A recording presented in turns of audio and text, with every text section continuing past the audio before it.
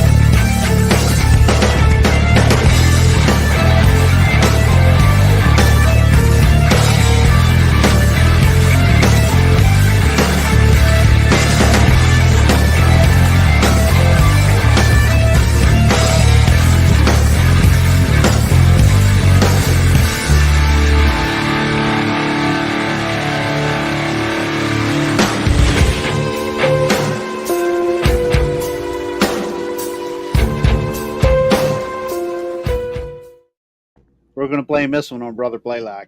He said it keeps kicking him out. He just sent me a mess. There he is. Well, hey, working without a net, what do you expect, right? Anyway, welcome, Cryptid fans, Bigfoot fans, Dog Man, you name it.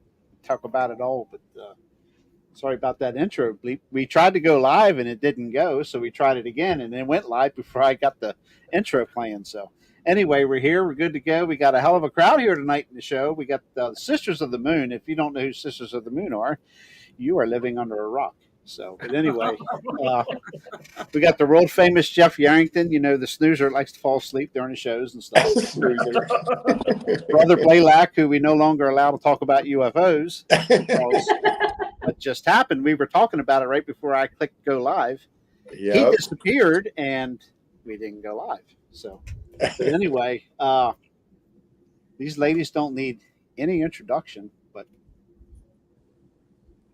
I'll let you start wherever y'all want to start. If you want to start in who you are, everybody knows who you are. Tell us what you do, how you got into this as a group. If you want to do it individually, that's fine. The floor is yours before any other problems occur. Okay.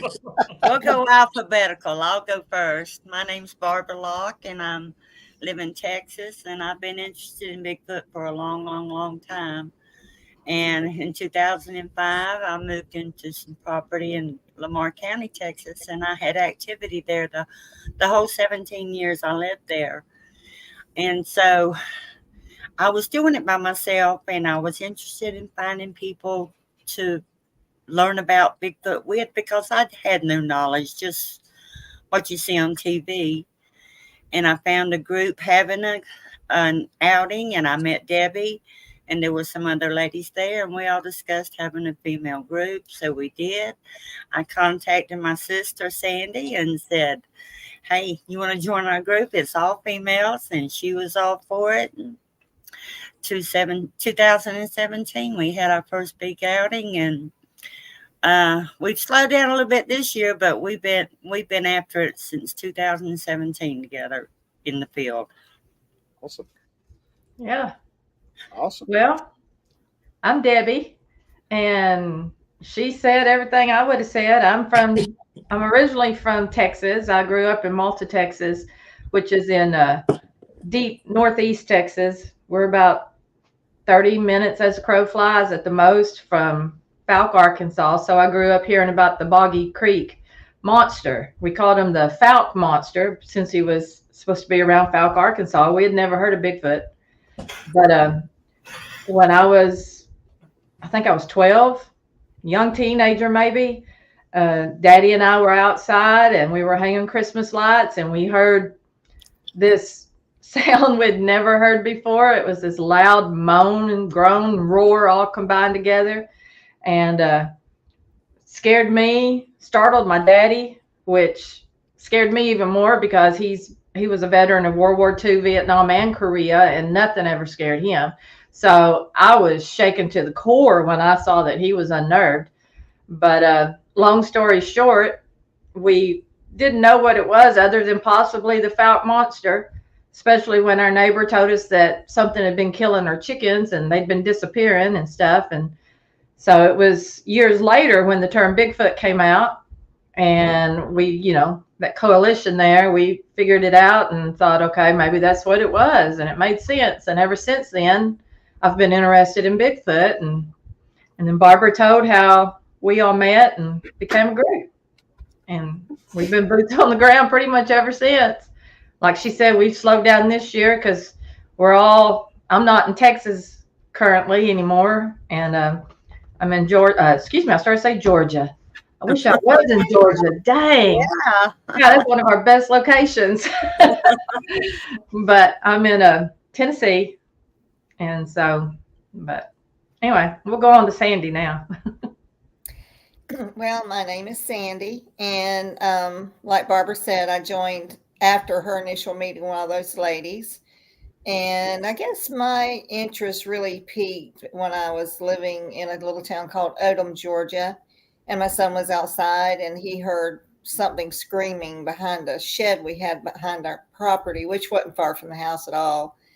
So I was heading out and he was trying to break his neck to come in. And anyways, to make a long story short, we were trying to figure out what he heard a couple of days later on the internet. And I played all these different sounds I could find, anything from a bear growl to cougars and just anything, fox, bobcats, and everything I pulled up on the internet. He said, "No, Mama, that wasn't it. That wasn't it." And he couldn't see, what I was pulling up. He was just listening. He was standing on the other side. And for kicks and giggles, I seen this thing come up because I pulled up a search under Google for howls, and it said Bigfoot howl. So I clicked on it and I played it. He said, "Oh my goodness, Mom, that sounds almost just like what I heard." And I looked at him kind of crazy. I said, "What?" He said, "Play it again, play it again." So I played it again. And he says, "Mom, that is very much what I heard." And I said, "Son, you ain't going to believe me when I tell you what it said." And he said, "What did it say it was, Mom?" I said, "It says it's a Bigfoot howl." And he said, "Oh my God." And I mean, that sparked my interest. I called Barbara and I've been very much interested since that point. And that's been way back. But we all didn't get together as a group until 2017, a group formed. And What was your first outing together? Where was that at? It was in Oklahoma and we're at a place we called the Killing Fields. And Debbie tells that story. Debbie tells every story. Yes, Debbie can tell them all. She just has us on here for our pretty face. Well, I mean, is that the one we want to talk about, or do you want to talk That about? was our first one. That was y'all's. I wasn't there. My first place was at the Blue Hole. Is that what it's called? Yeah. Yeah. It was. That's the first time other than going with Barbara one time, Texas, that was quite the shocker. I wouldn't let anybody go to sleep that night. I was petrified. Yeah. But yeah, that's fine, Debbie. I mean, I wasn't there, but I love the story. Yeah, that's the beginning. Well, yeah, we had planned just to, a big trip. This, like we said, this was going to be our first group together, or a trip as a group together. And at the time, it was me and two other girls had gone out to this area that we had looked around and, thought, okay, this is way out in the middle of nowhere. It took forever to get down this dirt road that was nothing but solid trees for the last 20 something miles. And there were some cows way up towards the front from where we had turned from. But after that, for the next 20, I don't even know how far it was, but it takes a long time to go down that road. I know that. And it dead ends basically in a lake. And this is in Oklahoma. Mm-hmm. But we were riding around trying to find a place that we thought we'd want to camp. And, we want to be in the woods. We don't really want to be where anybody else is.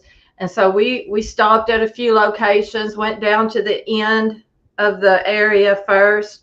And like I said, it kind of dead ended in a lake, and it was a little more open there. And so we decided to go back a little ways to see if we could find something that wasn't quite as open, because we want a lot of trees and woods, real close by. And so we went back on down, and then we decided to turn around, go back a little ways, and we backed up into this area. And we were in a big old truck, and I was actually in the back seat.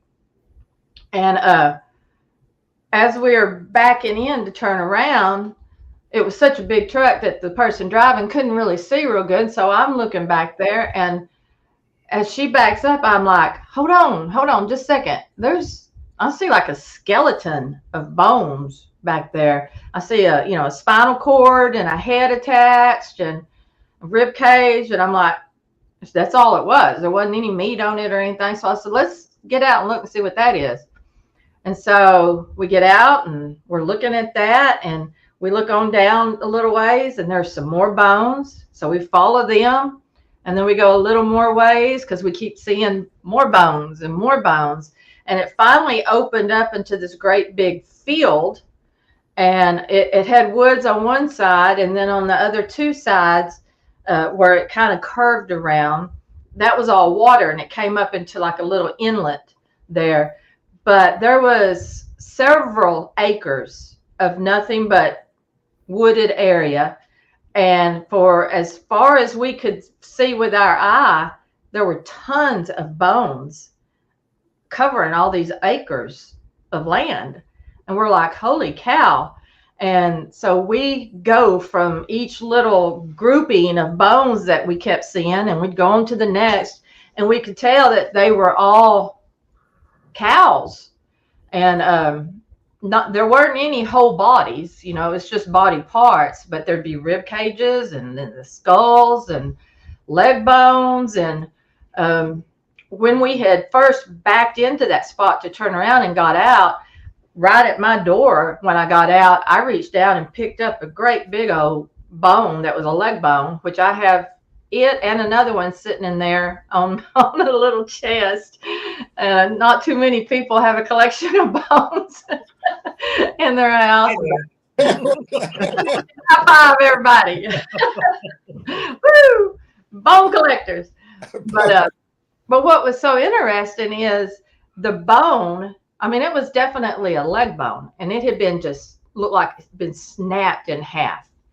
And you could see on the inside what looked like teeth marks, big teeth marks. And it looked like it had been scraping that marrow or something out on the inside of that bone. And we were like, whoa, now this is interesting.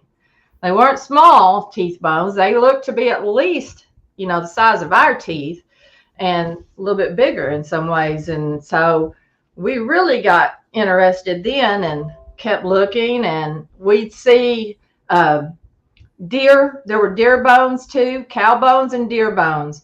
And there were a lot of deer skulls that still had the antlers on their head. And so when we saw that, we were like, okay, this isn't poachers, because they would take these racks, and because they were some good racks. And that's when we decided, okay, I think we just found our place to camp. So we decided to camp there in that location. And then because of all the activity we had afterwards, that turned out to be definite Bigfoot activity, that's why we call that place the killing field, because of the dead cow bones. I mean, the cow bones and the deer bones. I mean, there were so many. So we feel like that. They were everywhere. I've definitely heard. I've had broken front legs here, a deer skeleton before. Yeah. Both front legs were snapped. Yeah. Yeah, cow bones. I'm a cow bone guy, from raising them. That takes a hell of a lot of force to break one of those. Yeah. Well, what's so funny is, okay, this happened back in 2017, the first part or so of 2017, I think. January, the end of Yeah, January. that's what I was thinking. And I was looking through the pictures just the other day, and I was thinking that it said January, but I couldn't remember completely. But anyway, I done forgot exactly what I was fixing to say. No way. There's It no just way. went right out of my Too head. much knowledge up there. It's just flowing out of my ears, I tell you. That was Okay. our first I fishing remember. trip. Yeah. So, about a year ago, when I was still living in Longview, Texas, before Larry and I got married, and I moved down here up here to Tennessee, a friend of mine that's in Longview, Texas, is a retired police officer, and she's been interested in Bigfoot for a long time. Her name's Lisa, and so she kept on and on. I want to go to Oklahoma. Can we go out to one of your locations that y'all had? And I said, well, we'll go ride down a road that I know of. I didn't, say like exactly where it was or what the place was, what had happened. So as we're driving, I get down to it's just a little opening that you can pull into, and that's the entrance to the killing field. And when I pulled in, I see something laying there, and I'm like, holy crap, you gotta be kidding me. And I'm looking over my hood because I have a Toyota Tacoma. So I'm looking over my hood, and I said, I think that's another leg bone. Now, the cows are literally, Barbara, we clocked it one time. How many miles was it to where the cows are? They're about 10 miles away. They're a Yeah, long they're like way. 7 to 10 miles down this little dirt road. And for the bone to be where we're at, I mean, there's not a whole lot of animals that's going to carry this heavy ass cow bone in their mouth. But this one too had been broken. I mean, it was ragged edges, and the insides had been scraped again. And I've got it in there with that other cow bone. And I'll go get them here in a few minutes and show y'all just for the heck of it. But we haven't really camped out there again recently. But we were out there for several trips and had really good activity, lots of activity. We even went out in a boat it's the river that we're upstream on the river there, and went across to this mountainous area and found some cool stuff over there. Yeah. So, but We've had lots of adventures together. Oh yeah. one of the coolest things I do want to add about this location, just in case there's somebody new to the subject and hasn't seen or heard our story, because we've told this a bunch, but this is one of our beginnings. But to me, what was so cool is too that out there in the killing field area, over the course of however long we camped out there off and on, one time, it was in the fall. I don't remember how soon from after finding the deer bones and all, but I know it wasn't that trip. We'd gone back a few trips, but there were these along the outer edge, like if you're standing looking into the killing field, once you're back in there and it opened up, on the left hand side is where that creek bed came in. And then of course, it just kind of ended up in there, but it goes uphill to get to that location. And we found all along that edge of that creek bed, I think, now Barbara, correct me, or Sandy one if I'm wrong, I think there were like 7 big, huge, they were like big holes, but they weren't like holes that went straight down. They were like long, very long and deep. Yeah. Yeah. And I even got down into one, and they were full, had lots of leaves in there when we were there at this time. And I laid down in one, and there was like at least 2 to 3 feet on each end of me. And I'm 5'9". So these were very long, holes in the ground. And what we were looking at and noticing that they were all along the ridge line. And we had also found some more freshly broken leg bones scattered around. So we don't know what they were for or why they were there or how they even got there, because they had not been there that we'd ever seen in the previous times we had been out there camping. And we hike around a whole lot, but we wondered if maybe that was how the Bigfoot were actually killing the deer and stuff, by maybe running them up the hill, and then when they get up there, maybe reaching up, grabbing the leg and Yep. the bone or something, Yeah. because there They were were using it to hide themselves. Yeah, Sounds like they were trying to hide themselves. Yeah, Right, bunkers. right. of some sort, Definitely. yeah. Run by. yeah. Yeah. They And could of just course- reach out and snatch them. And of course, that's pure speculation on our part. You know, we don't Makes know. sense. We weren't there, but We there don't I mean, were it lots of sounds broken from ones. an ambush perspective, it sounds right to me. Yeah. I mean, it made lots of sense. And with the bones that we were finding out there, that's exactly how it looked, because those leg bones were literally snapped in two. Because they're not going to see anything until the deer's right on top of them. So it'd be real easy for them to just reach out and grab one, Yeah. especially if they're dug out in the ground like that. Yeah. Yeah, and I think it's the group thing, you know. Yeah. Some of them are Mhm. running the deer in there, and then the Yeah, they're ones driving. hiding or snatching. Yep. They're Yeah, the driving. deer. That's the word I'm looking for. Yep. Yep. It makes Yeah. sense. So just Yeah. as a reminder, what state was this in? What was that, David? Just as a reminder, what state was this in? Oklahoma. Oklahoma. Okay. Yeah. And it was in the, the eastern half of Oklahoma. Yeah. But I tell you what, I don't know where all Jerry and Jeff, I don't know where y'all are from, but if you ever go to Oklahoma, or if you're anywhere near Oklahoma, go to Oklahoma. Oh yeah. That's going to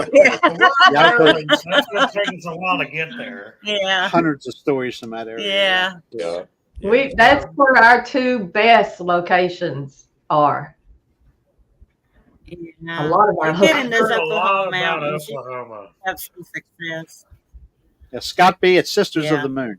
He's asking who y'all are. Sisters of the Moon. Yeah. Somebody in here that doesn't know who they are. Like I said, hey, you always, hey.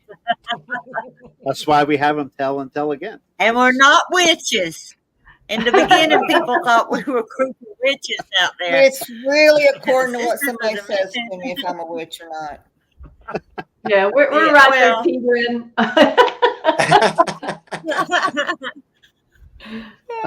We can be feisty. Just pigeon. Even We're with Bigfoot, actually we a little trusted bit. Bigfoot.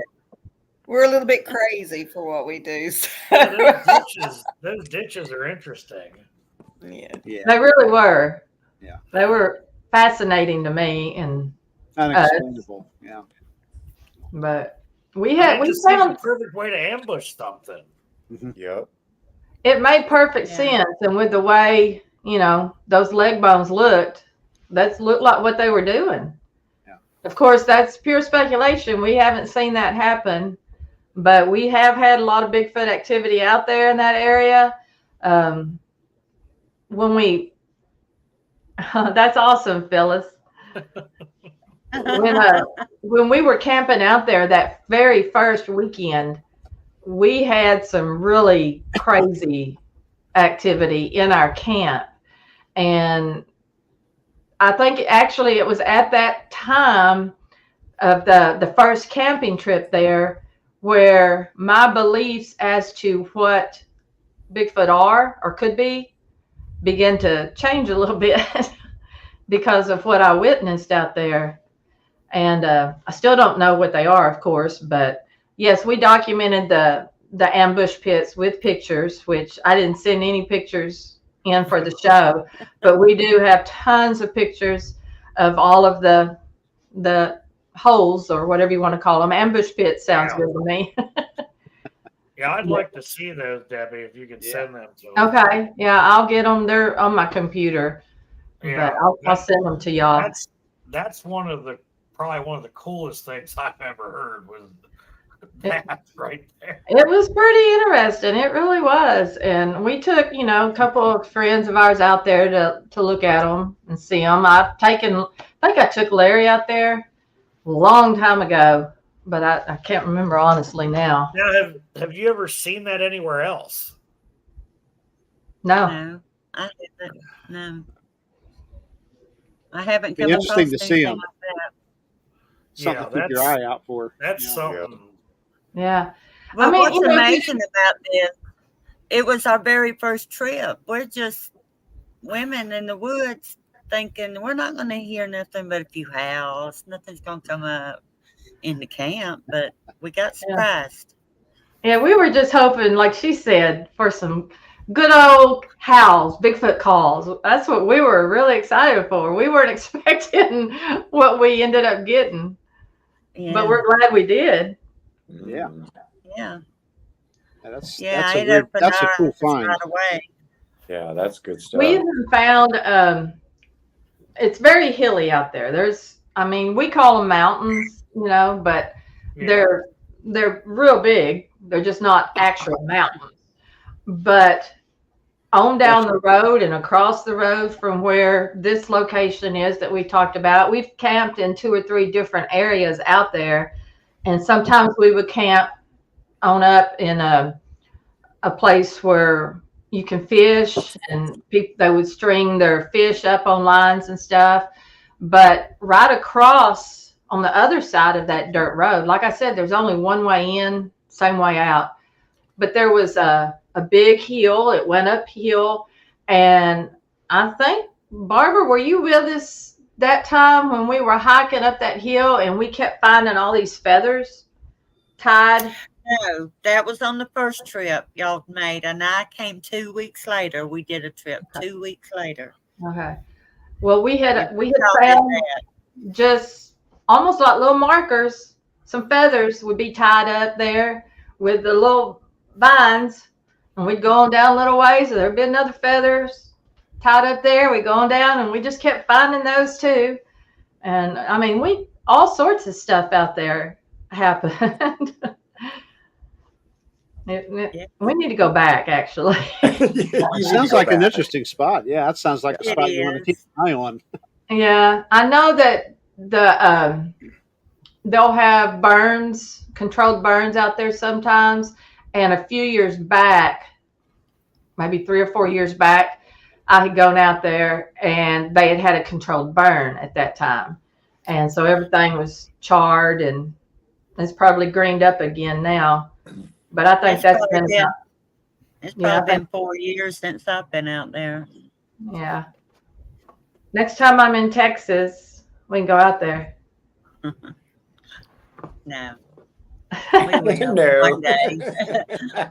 Well, we probably won't, because we'll have this new and exciting place somebody's told us about, and we'll want to go there. So we'll That's put true. Yeah. killing fields off. But But yeah. Oklahoma's been good to us. It really has. We have another location, Tribulation Bay. Mhm. that's where we recorded the gibberish. Yeah. Yeah, and we got tons of amazing activity up in North Georgia as well. Yeah. Yeah, we haven't talked a whole lot about North Georgia really on that many podcasts. Yes, we have. Well, I thought we talked more about the killing field and Tribulation Bay Yeah. that we have. We always throw some Georgia in there because we love it. We do. It's been very Start consistent. throw it in. Oh, Unless Sandy gosh. wants to talk about her first time out Yeah. with y'all. You might as well see Right. that side. Heard Yeah, that story Sandy, too. y'all talk about when you came down for your first time to camp. Oh my goodness. Well, that was the Blue Hole, but we didn't really have a whole lot going on that trip. I'm just gonna. I guess this is the trip before we went to Georgia for the first time, and it was at a place we called Tribulation Bay. And it's the same exact location that Debbie had actually recorded the gibberish, which is amazing. I was just listening to that the other day. I had to watch a episode just so I could hear it. And but anyways, it was freezing cold. It was in January. It was rainy. The wind was blowing. Just a freezing, horrible, cold air. And it was about dark, and Barbara was sitting inside her tent in the doorway, and she had like an awning off the front, and me and Debbie were sitting within that awning. And it started out with me and Debbie were hearing noises. Barbara couldn't hear them because she was a little much in the tent. But Debbie would just kind of look at me and I'd look at her. We've always kind of got a code. We really don't try to say too much because we don't want them to be aware that we're aware of them. And it sounded like a motor, like a semi engine just revving up. And where we were at, there is no possible way a semi could drive down there. It's hard to get a normal vehicle down there. And it's a dead end. Yeah. It is. Yeah, where we were at, it was a dead end. Yeah. And it was by a huge lake. Anyways, me and Debbie got up and went into the back so we could get a better hearing of it. And it sounded like a motor. That's the only way I know to describe it. Somebody was just sitting there revving up a motor like, wow, wow. And then it didn't sound like an animal, but there's no way there was a truck back there. It was in the woods, right there in the tree line. Yeah, in the woods. And so we turned on our little white Christmas twinkly lights that we put around our tent everywhere we go.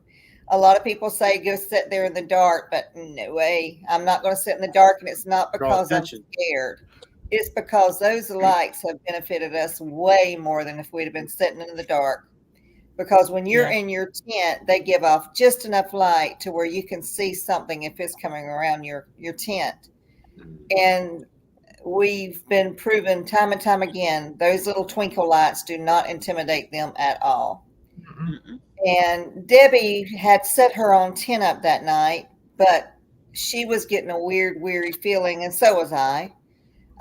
She said, you know what? I think I want to just pull my bed in between you and Barbara's and let's all sleep in the same tent tonight, which I thought was a fantastic idea anyway. So she went and got it and zipped up her tent and come over and got in the tent with us. We decided that it was time to call it a night. It was getting pretty late and everybody was getting tired. And I had crawled on my cot, and I was up next to the tent wall. And Barbara was on the opposite end of the tent wall. And it's like it lowered down on each end. So we didn't have a whole lot we couldn't stand up where we were at, but you could stand up in the center of her tent, and Debbie was in the middle. Well, I had turned over and we had propped some chairs up next to the tent because it had been raining and we didn't want them to get completely soaked. So we just propped our chairs up next to the tent. And in the front of the tent, we had tubs with pots, pans, or whatever inside the tubs. And I was laying there and I seen a figure walk by the tent. It was definitely an upright figure. And it bumped one of the chairs. And I was like, oh my goodness, what's going on? So I didn't say a word. I just turned over praying to God somebody had seen it too. And Debbie was looking in the same direction. And I whispered to Debbie, with my mouth, did you see that? And she looked at me and nodded yes. And it wasn't 25 seconds later, something was out there pulling at those tubs. It's like it was trying to get a grip, but it was trying to stay hid at the same time. Well, me and Debbie, being the way we are, we want to see everything we can see. She and I were both pressing our faces up next to the tent wall, trying to look out, but you can't see. So she got up and kind of unzipped a corner to try to see. Couldn't see nothing. And she went over and she kind of crawled over to Barbara, and we couldn't tell what end Barbara's head was on because she had her whole body hid. And she got Barbara and asked Barbara, did you hear that? And Barbara shook and nodded, and yes, she did.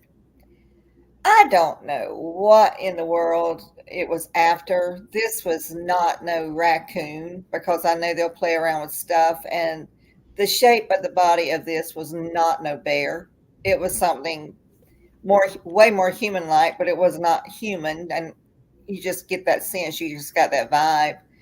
This thing kept pulling, and it sounded like it would pull the tub, plop, plop, pull the tub, plop, plop, like it just couldn't quite get a grip because of the angle that it was trying to do. It was staying hidden in a corner, which shows high intelligence. And I don't know how many times this went on for, I know, at least 30 minutes. And Barbara, being the little aggressive heifer she can be, she just screams out, "Leave us the heck alone!" She said a little bit more choice. Oh, that was the PG version. Yeah, that's the PG version. We understand. Go ahead and say what you said, Barbara.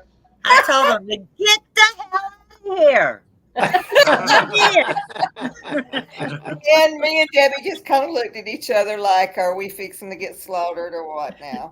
Yeah, they thought I'd had them killed for sure. Yeah, we done had our destiny throat right then.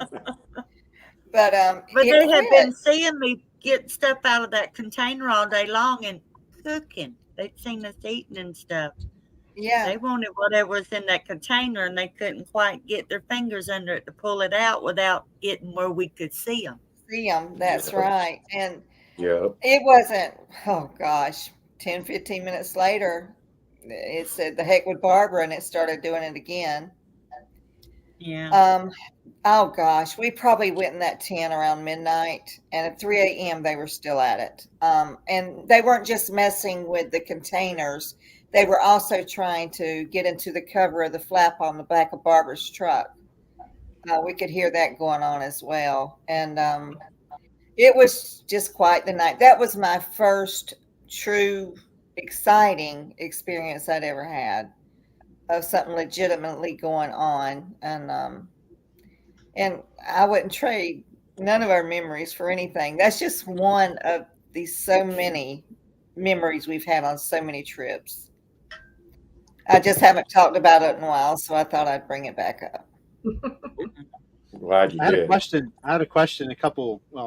A few minutes ago. I'm sure it's gone now.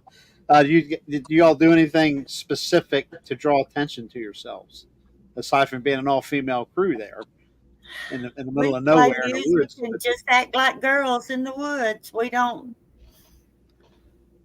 just act like we're out there having a good time. And Bigfoot is nosy. He's nosy, and if you're around, he wants to come check out and see what you're doing. So we make lots of noise to make sure they notice us. Right.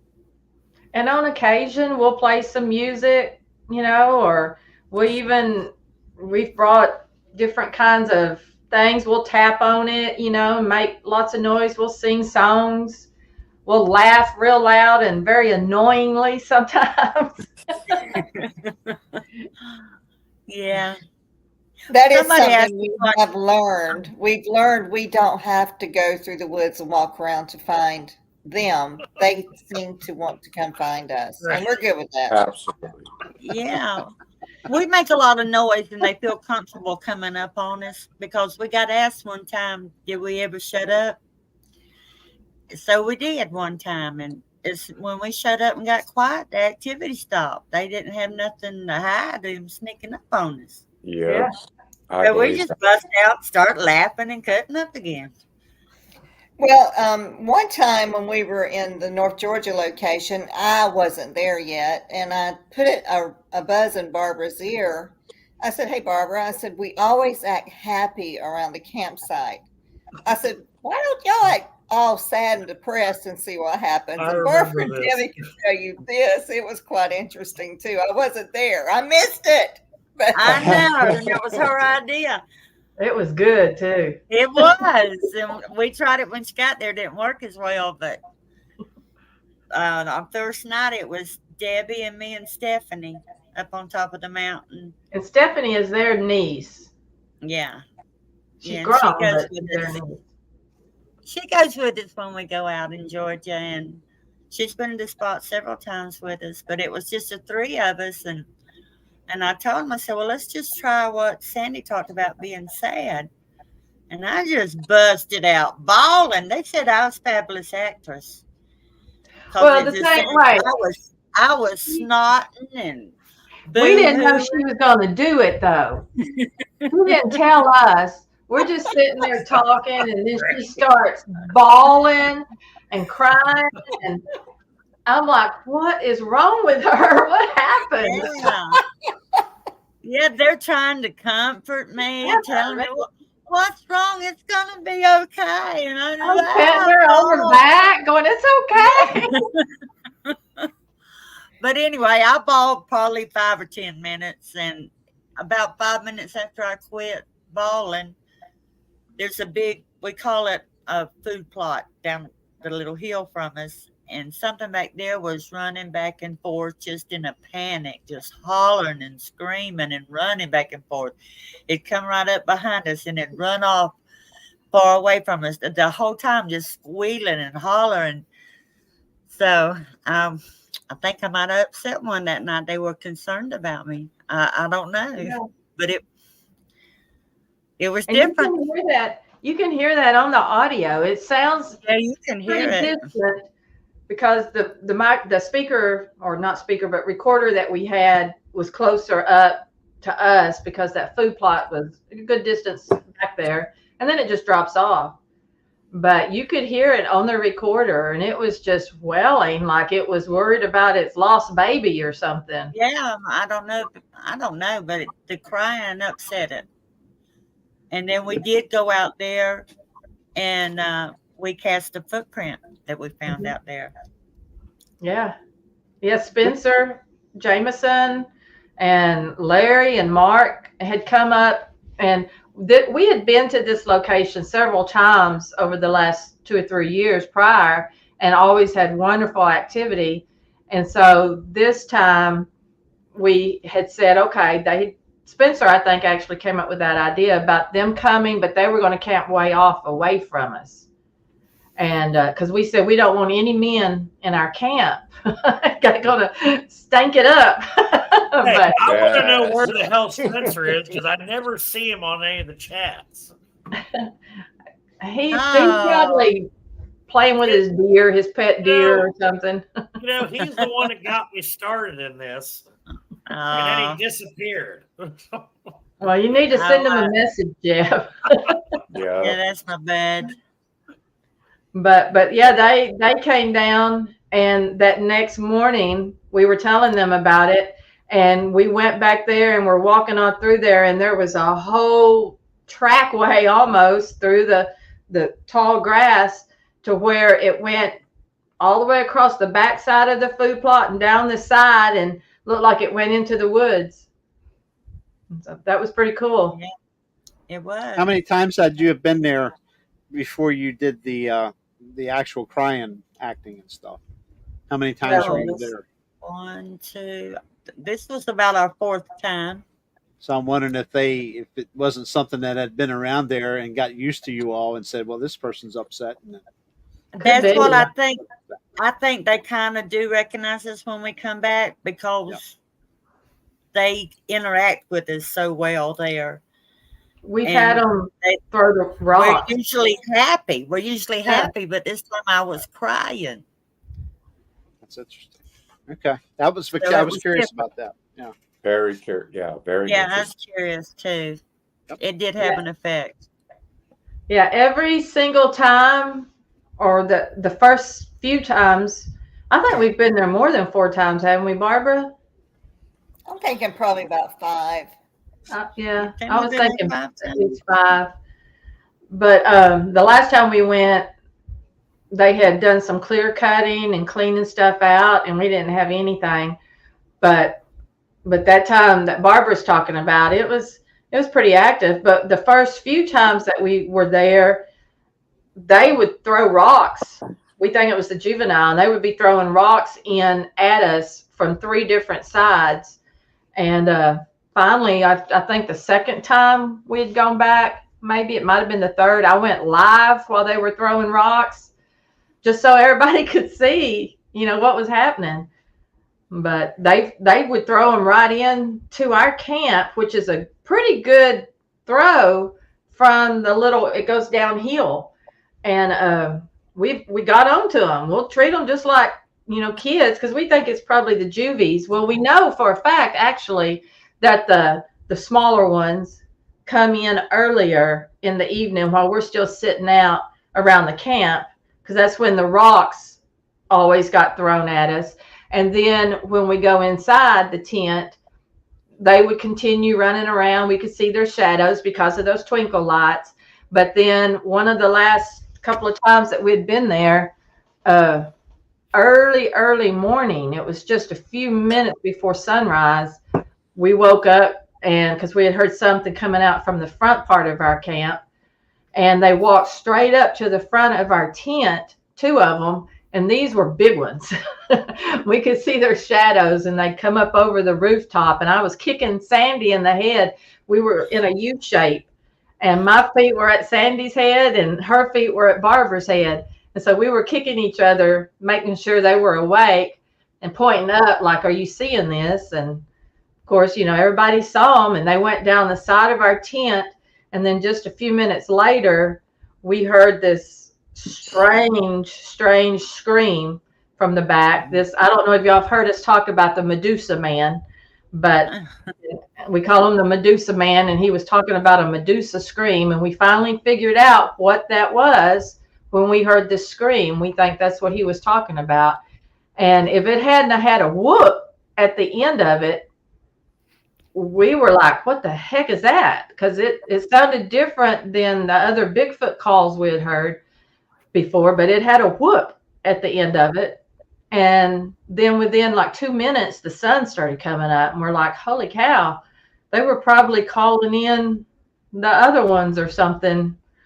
It is. Of course, that's our speculation, but I think Georgia is one of my favorite places out of all of them that we've had. I mean, we've had a ton of activity at the Killing Field and Tribulation Bay, really cool stuff, but just a ton of interaction really in Georgia.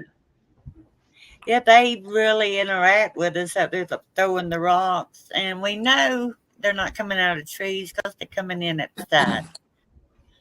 And we had a canopy set up in front of the tent, and there couldn't have been a space any bigger than that, and they could throw rocks between that space when they would see us standing up under that tent. They're precise. They could hit us easily if they wanted to, but they haven't ever tried to hit us. And we'll get on to them. We'll say, hey, now that was too close. Good. Yeah. Yep. Do you guys think that the Georgia Bigfoot, which would be like what, a skunk ape, do you think they're more aggressive? Not necessarily aggressive like me, well, but with playing with us, with letting us know they're there. They know we know they're there. We talk to them.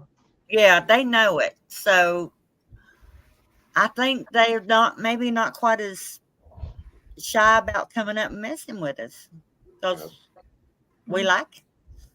Well, while we were there a few years back, one of Barbara had her car. She had a white car at the time, and she had it pulled up kind of into camp. We have this thing we call an island, which it's a big mound, and there's trees growing on it, and we can pull in one side and go out the other. That's usually where we will park. But she had pulled up and parked on the side where it kind of dips down, and it's just tons of trees, and that's where the rocks always start getting thrown from.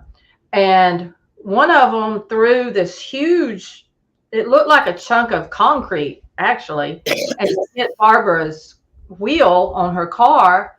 And I went over there to look to see what it was, because it was louder and bigger than what we were used to hearing. And when I picked it up, I showed Barbara, and we both started getting on to them,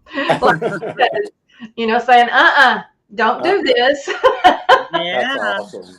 I love that. I see a little question right here, and We have tried dummy camp, but they're smarter than that. It don't fool them. Yeah. They're not gonna mess with it. Yeah, They want I to be feel where like you're they at. would figure out that nobody's in there. Yeah, they're not gonna. They It's not watch gonna you be set it interested up. in them at all. Yeah. We You had a might get friend that had Yeah. not a mannequin, but a kind of a dummy, and she'd put a mask thing on it and everything, and it was called She It. Yeah. And so we would put She It in a chair. We'd take She It for 3-wheeler rides, just to make them think it was another person. And then we'd lift She It out in the chair while we all went inside the tent. And we've tried tons of Yeah. different things.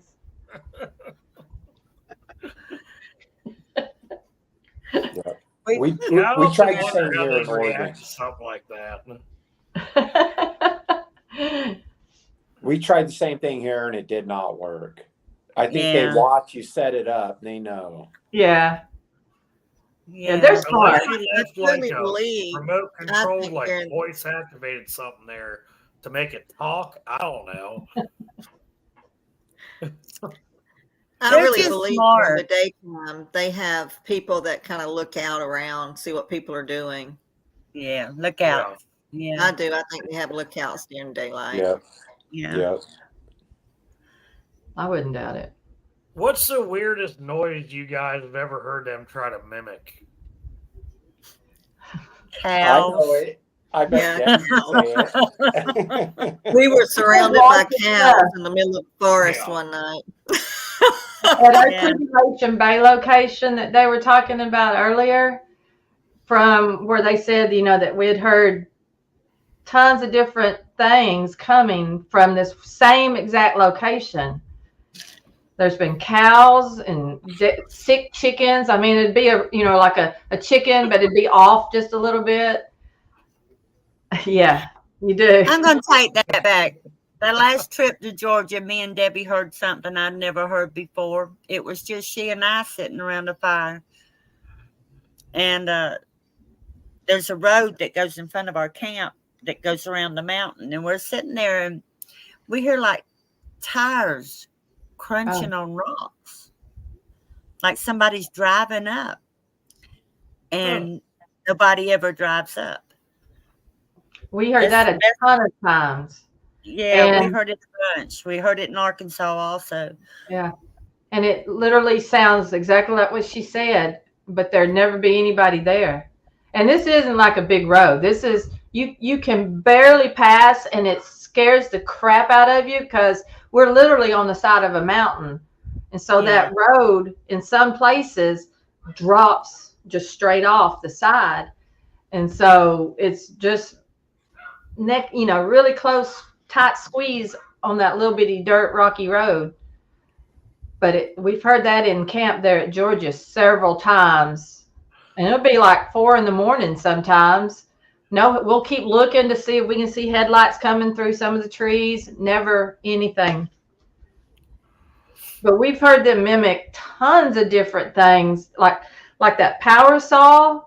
I mean, it sounded just like a power saw, but it was coming from the same exact location, just within 30, 40 feet of us, right inside the tree line.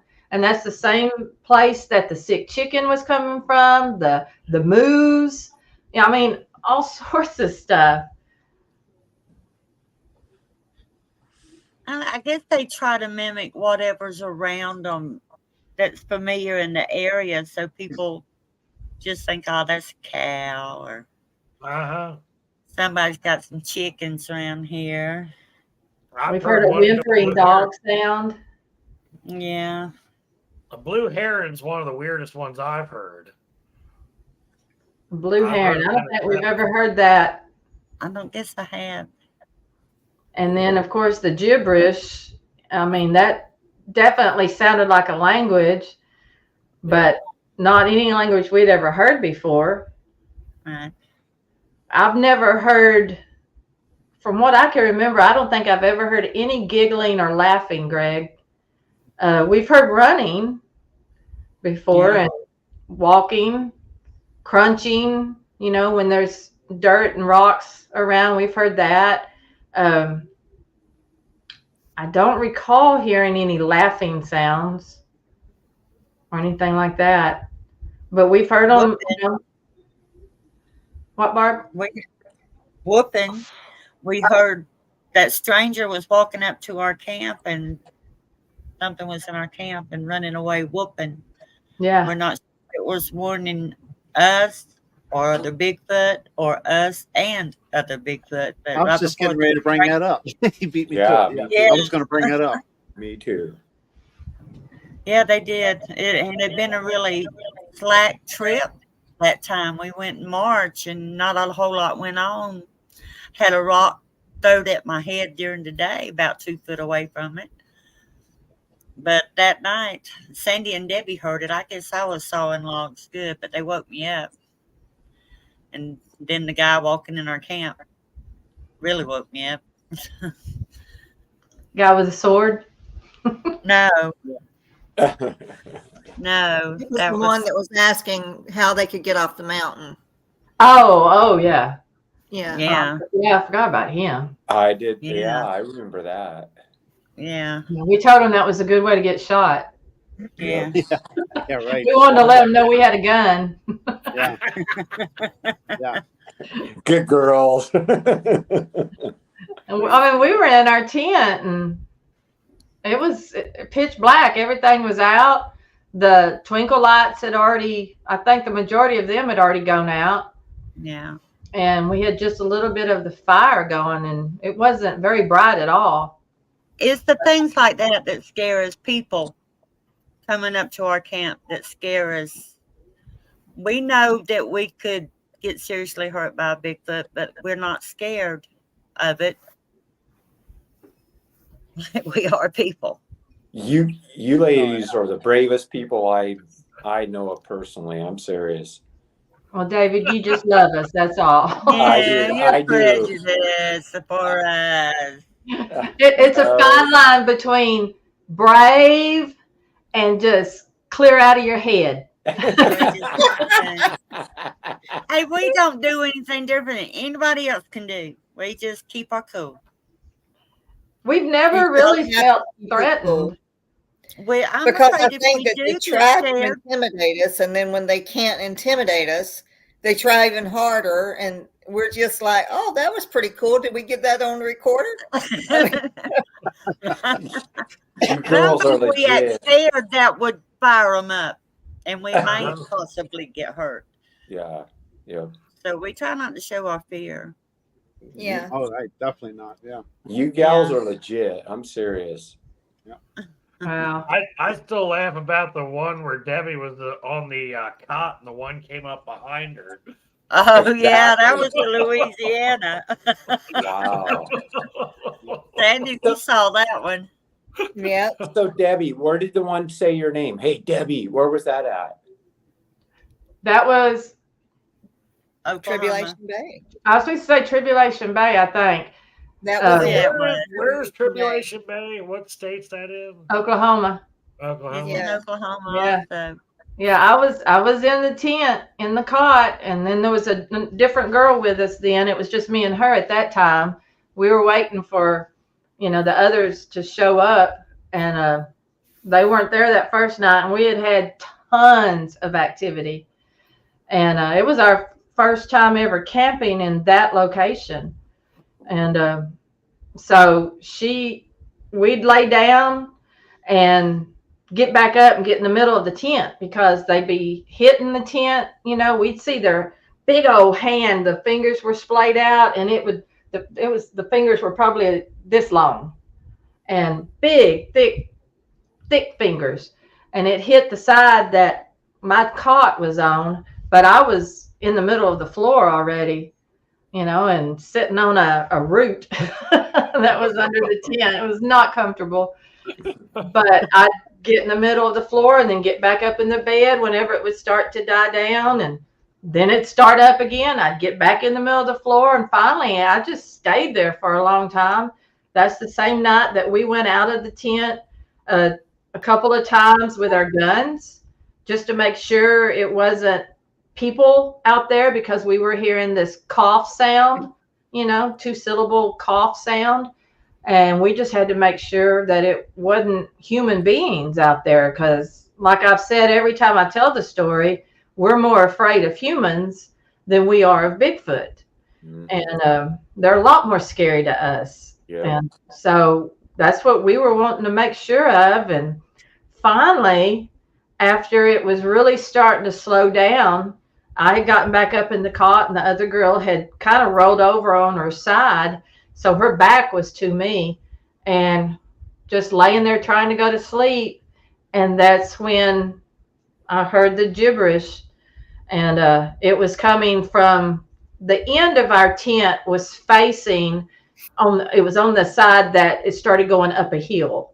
And up at the top of that hill is where we had been hearing all of those different sounds that we were just talking about, the moo sound and the sick chicken sound. And we heard a big roar that, at first we thought it could have been a bear because we know there's black bear in Oklahoma and everything. So, and then the motor sound, it sounded like maybe a boat motor, but it was coming from that exact same spot just inside the wood line. And the water was way over on the opposite side. And so we knew that what we were hearing was most likely mimics. But at this point, we had never heard them make mimics like boat motors and stuff like that. I mean, that was very strange to us. And so, anyway, so the other girl had rolled over on her side, and I was just laying there going through my head with everything that had been happening. And the next thing I know, I hear that blah, blah, blah, blah, blah, blah, blah, blah, blah, blah. And I'm like, your mind's processing it. Like, what the heck am I hearing? And then I'm like, oh my God, that's talking. And I know that one foot hit the middle of the tent when I jumped up to hit her on the back to ask her if she was hearing this. That's what I did. I went and pointed to the tent and she nodded. And, but just as soon as it got through, you could start, I had sat back down on the cot and she had rolled over so we could see each other's face. And I was listening, we were both listening. And then we could hear the cracking in the wood splintering and all that. And it just came crashing down to the ground. And almost like in my mind, you know how you rationalize things and think, okay, what is that for? To me, it was kind of like, okay, that's it. It's done. Get out of here. Because it sounded like 3 different individuals talking in a way. It all sounded like the same gibberish, but it kind of sounded like different tones, but they were all still kind of deep sounding, I guess. But we didn't know it. But at that time, another girl that, was in our group at the time was pulling in and had parked and had literally seen something. She told us that next morning at 6:30 that I went running out there telling her, where have you been? You don't know what you missed. And she told me she literally said, hold up. Before you tell me anything, let me tell you what I saw when I pulled in. And so she told me that she had seen the bottom half, like the calf or the back part of the leg up in the air, like it was running away from my side of the tent. She didn't know it was my side, but she pointed to that side. And I said, that's where my cot was. And she said it went along that ridge line and circled around, which actually circled right back around to the tree line where all the stuff the noises had been coming from. And then I told her about the gibberish and then the tree crashing. And she said, I heard the tree crashing. So my 2 and 2 putting it together to equal 4 consist of maybe 1 or 2 juveniles or something had been in there. We think there was at least 2 because we had 2 different things happening to our tent at the same time in 2 different locations earlier in the evening. So there had to have been 2 at least. And we think that they were probably juveniles. And when her little vehicle was coming down that long dirt road, a big one or something saw the headlights and thought, my 2 babies are over there. No telling what's going to happen to my babies. And they came over there and said, get out of here. Somebody's coming, and pushed the tree down, kind of like that's ending it all. Of course, that's just our speculation, you know, but she had heard the tree crashing, and we got all that on recorder too, along with the gibberish. And we got a lot of stuff from that location. Yeah, it's ironic. You say that was the first time you were at that one location and then hear your name. That's crazy, man. That is crazy. Yeah, that was the next day. Yeah. Wow. It's weird when you think back to stuff you hear in the woods over the years, and you wonder, what the hell was that? Because I've heard all sorts of weird stuff here. Yep. Yeah. We have. That's your And the neighbor's night show. that you mentioned about Debbie rolling out of the cot, we were in Louisiana. And there was a big storm coming in. And Debbie was really sick. And we knew there was supposed to be some rain. So I have like a 8-sided gazebo. We covered it with tarps and everything so we can sit in there when the rain started. But Debbie was laying in bed, and Sandy and I are outside. We're trying to make noise to draw attention. We're playing music and laughing, just acting like idiots. Well, finally, I think Larry had texted Debbie earlier and told we were supposed to be getting some Godzilla hail or something. It was something. We were expecting the worst now. So the lightning, it starts thundering and lightning really bad. So Sandy and I say, well, let's go get under the tent. And I'm sitting sideways, and Sandy's sitting directly in front of the door, looking into the tent. She can see Debbie laying on the cot. Well, I'm looking at Sandy sideways, and she's going, oh, my God. Oh, my God. And I had on headphones because I was listening. I go, what's wrong? And she says, Debbie, there's one at the head of your cot. Debbie rolled out, hit that floor so fast, and she was magically well. I wasn't sick anymore. Heck yeah. I was so excited, that adrenaline rush. Just, Yeah. Yeah. hallelujah, I was healed. Anti-sick. But Sandy can describe it.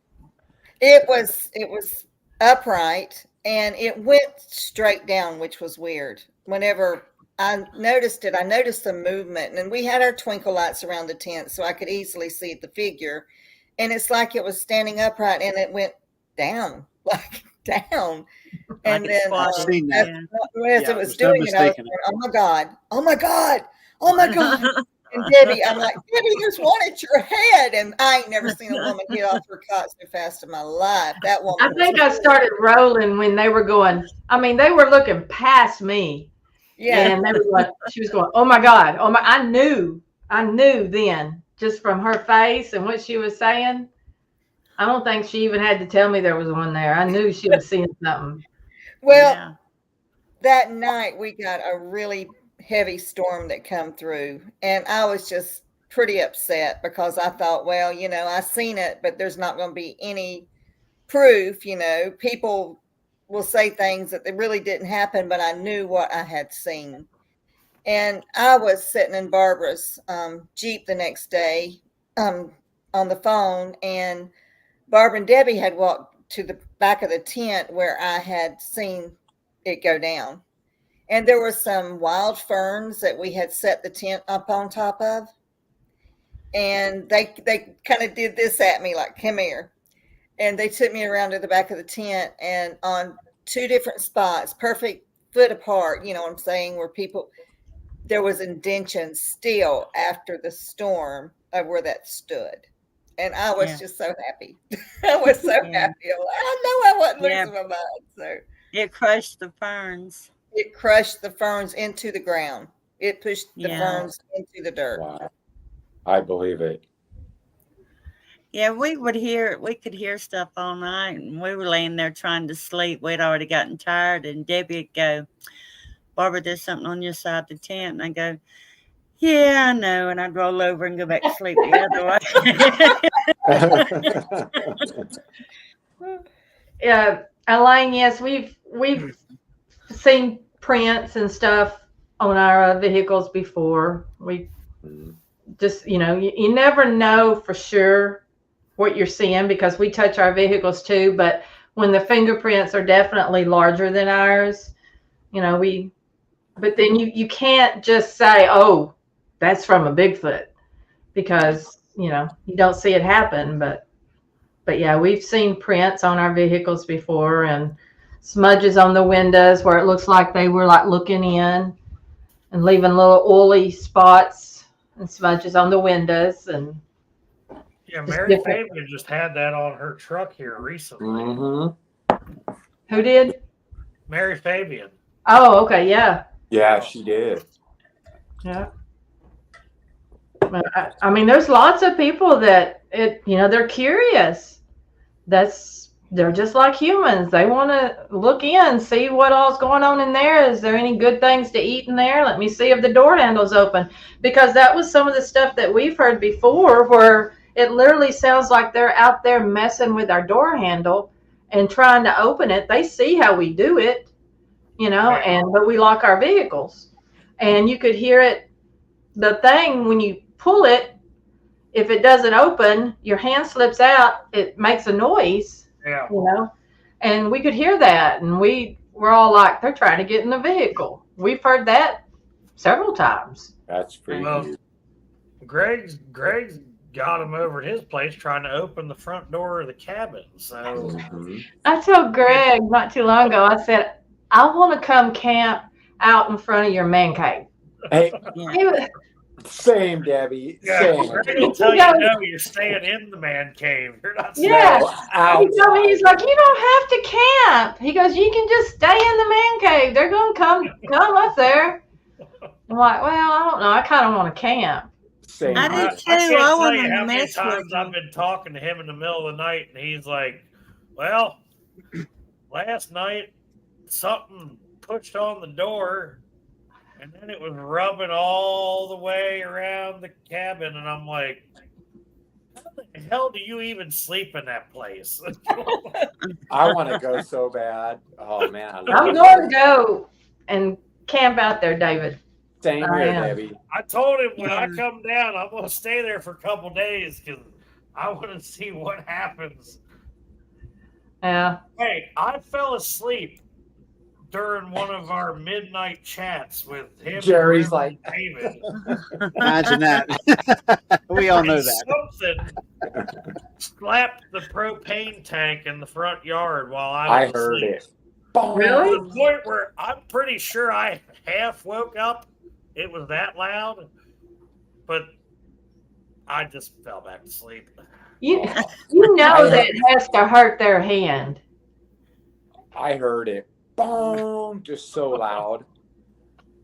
Well, we went out to Washington. The Olympic Project invited us there to stay in their cabin. I don't have to ask any questions. You just go right into it for me. Thank you. Perfect. Well, it makes us think about That's great. But anyway, they offered us their cabin, and we did cook, and we could shower there. But we took our tent out into the forest, and we camped in the forest. And we had some stuff happen out there. It's pretty interesting. Mm-hmm. I gotta say that was I might have been a little unnerved a little bit at different times, different things, because it's surprising sometimes. But where she's talking about and what we experienced there, that was kind of unnerving because we couldn't have any fire. They were under a burn ban at the time, so we had no fire. And I think we only had a little lantern. Coleman lantern. Yeah. And that's the only light we had. Except for headlamps. Yeah. And hearing what she was fixing to describe, that's, I think, the only time I've really kind of been unnerved. Yes. Well, we're sitting around the Coleman lantern talking about stuff. Actually, I think Debbie's standing up. And we're like in a run between these great big huge trees. It's like maybe a little small fire break or a small road. But we're camped in that. and we're sitting around here talking, and all of a sudden we start hearing this crinkling. And I asked Debbie, I said, is it raining? And she said, no, I don't think so. Well, it started getting louder and louder and just turned into this crashing and thrashing, something running through the woods. And we said, no, that's not rain. And all of us are standing up, and it goes all the way down to the end of this road. It cuts over the road and comes back the other side of in the trees to right where our tent is, and just stops. And this whole time, it sounds like a bull going through a china cabinet. And we're standing there just waiting to see what's going to happen. But it just stops. And we're like, ooh, what was that? I was fixing to start crying because I thought it was going to get us, because it was circling around, coming right up to our tent. And now we're just standing there waiting for our death or whatever. Yeah, it's nothing. And we're all three looking at that area where it stopped. And we're like, okay, what the heck was that?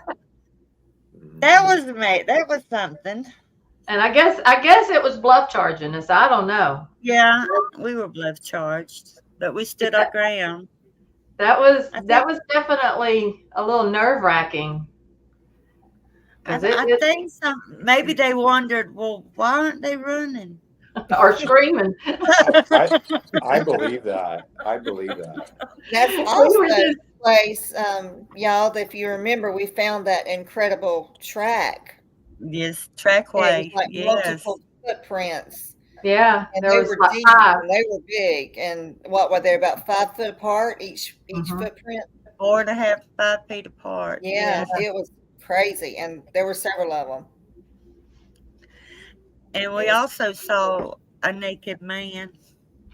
Yeah, that was our that was me. I'm sorry. No, David, he was too short to be you. Okay. Jeff, were you out there again? Yeah, I had to step out for a second. Oh, man. Never mind. Pew, whatever it said. He's not listening. So have you all seen any orbs or anything like that in any of your travels? Sandy, do what? Tell them your story about the orbs. Oh yeah, we were down at the Big Thicket. A young lady that we met at a conference had a lot of stuff going on her property, and she had asked us to go out there and see what we could find out for her. And we left the conference early, and we went out to the Big Thicket and got on their property. It was their hunting ground. And we were setting up tents, and I was sitting in a chair. I'd done all I could do for my part, and they were getting some more stuff out of the truck, and it was dark, and I glanced along the wood line, and I thought it was car lights coming at me because they were so bright, and there were multiple ones, and they were white, but they were like bouncing like it was going up a bumpy road or something. I'm like, wow. I said, do y'all see those lights? And the young girl that was there, I said, there's some cars coming up this way. And she said, there are not no cars coming up through that. All that is forest. There's not even a road back there. It was wild. I seen, oh gosh, it's like they were just bouncing, following each other. There was, I'm guessing 100 orbs. And it's like they were bouncing through the cars, following each other. I've never seen anything like it before. Wow. I've never seen anything like it again. But yeah, I definitely seen some orbs, and I really truly thought it was some funky car headlights. Because those were red, weren't they, Sandy? No, the lady that was there with us at that time, because I asked her what color they were, she said they were red. They weren't red, they were white. White, okay. Yeah. Well, you know, we saw that one in Georgia too. Yes. Yeah. That was pretty cool. That's the only one like that I'd ever seen. And that was really neat. We have this camera that Tom Crabtree had made for us, and it was our first time to use it. And, you know, I mentioned that we had a big old mound that have trees coming out of it. in our Georgia location, and the road goes on the back side of it, or you can pull in one side and go out the other. Well, we had parked our 2 vehicles on the inside of our camp up against that we call it the hill and or the island, one or the Our other. island. Yeah. And so we had parked our vehicles, end to end right there. And that's about how long that island is. But it's pretty tall. It come up above my Toyota Tacoma truck, cab. And then the trees going up. And with the video that we've got, it's night vision and all of that. And so we were looking at it, it's black and white, but Barbara and Sandy were over to my right. It was me and Stephanie. Oh, it was you and Stephanie? Yes. Okay. So Barbara and their niece Stephanie were over to my right, and I'm looking at the screen, which was an iPad. And so I'm looking at the screen just to make sure that that the camera, that I'm messing with is about to work and everything. So I'm seeing this on the screen as it's happening, but they're standing over there at an angle looking at the hill, as it's happening. Well, no, actually, I didn't ever look at it. I was like you. We were all so engrossed in looking at it on the screen, none of us ever looked at when it shot straight up, but we saw it on the tablet. That's when I looked at it. We saw it on the screen bouncing, and it looked just like when you walk, your head bobs. It was doing like that, but it was up higher than the hill thing was, and that's pretty darn tall. But this was a white orb, and it looked to be, probably about like this from the distance we were at, and it was just bouncing along, going down the length of that. And so I'm looking at the screen, and evidently Barbara and Stephanie were looking at the screen, but I look up to see, am I seeing what I'm seeing? And when I looked up, the thing shot straight up into the air, just straight up into the air. We watched it on the screen shooting up. Yeah. Yeah. And then another time, me and Larry and Dan Rickey and Martin Newble, and I don't remember if Dan's wife Vicky was there or not, but we were at LBL, Land Between the Lakes here in Tennessee, Kentucky area.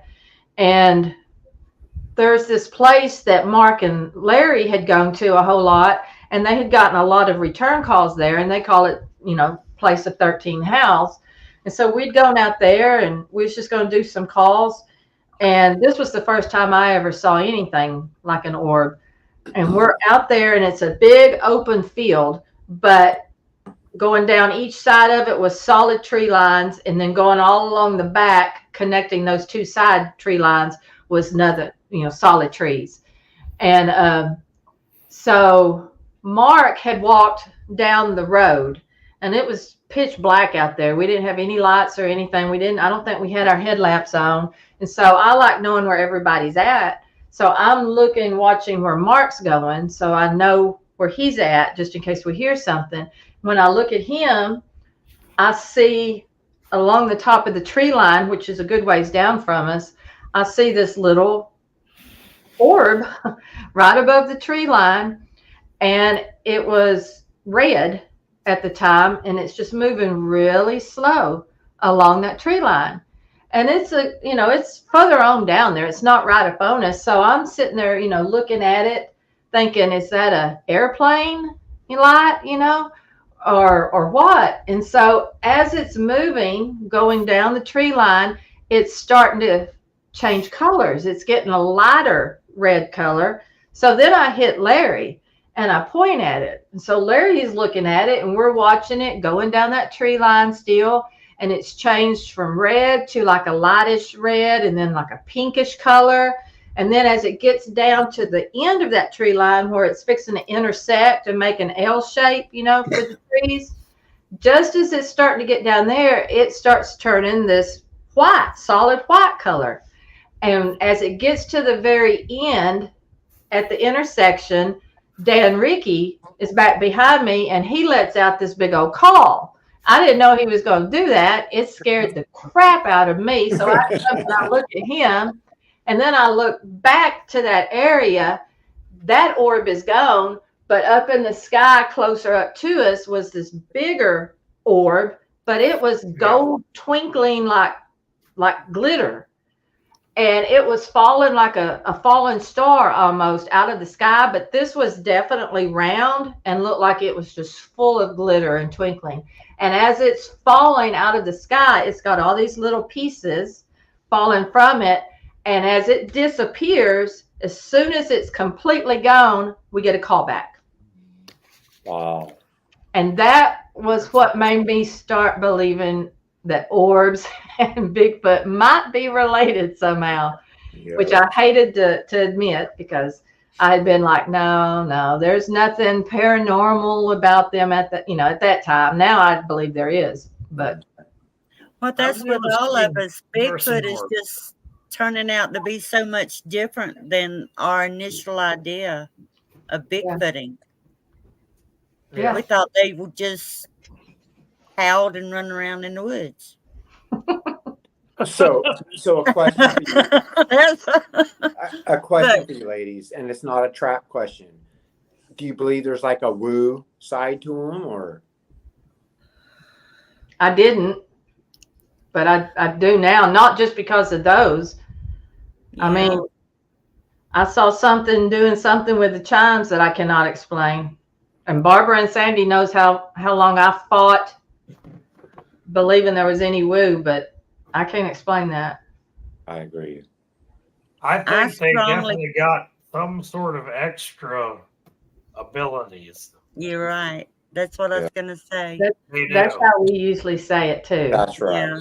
We'll say they're flesh and blood and a little more.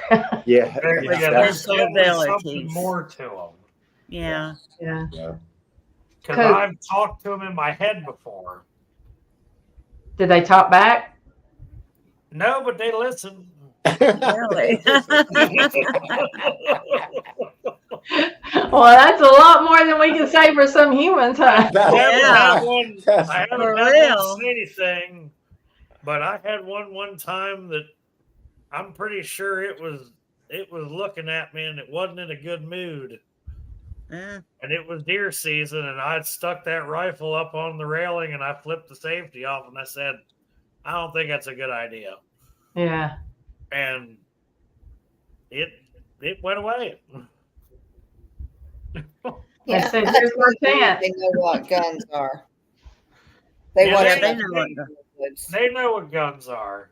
Oh yeah, they absolutely do. Yeah, and we keep our weapons hid when we're out there. You know, they don't.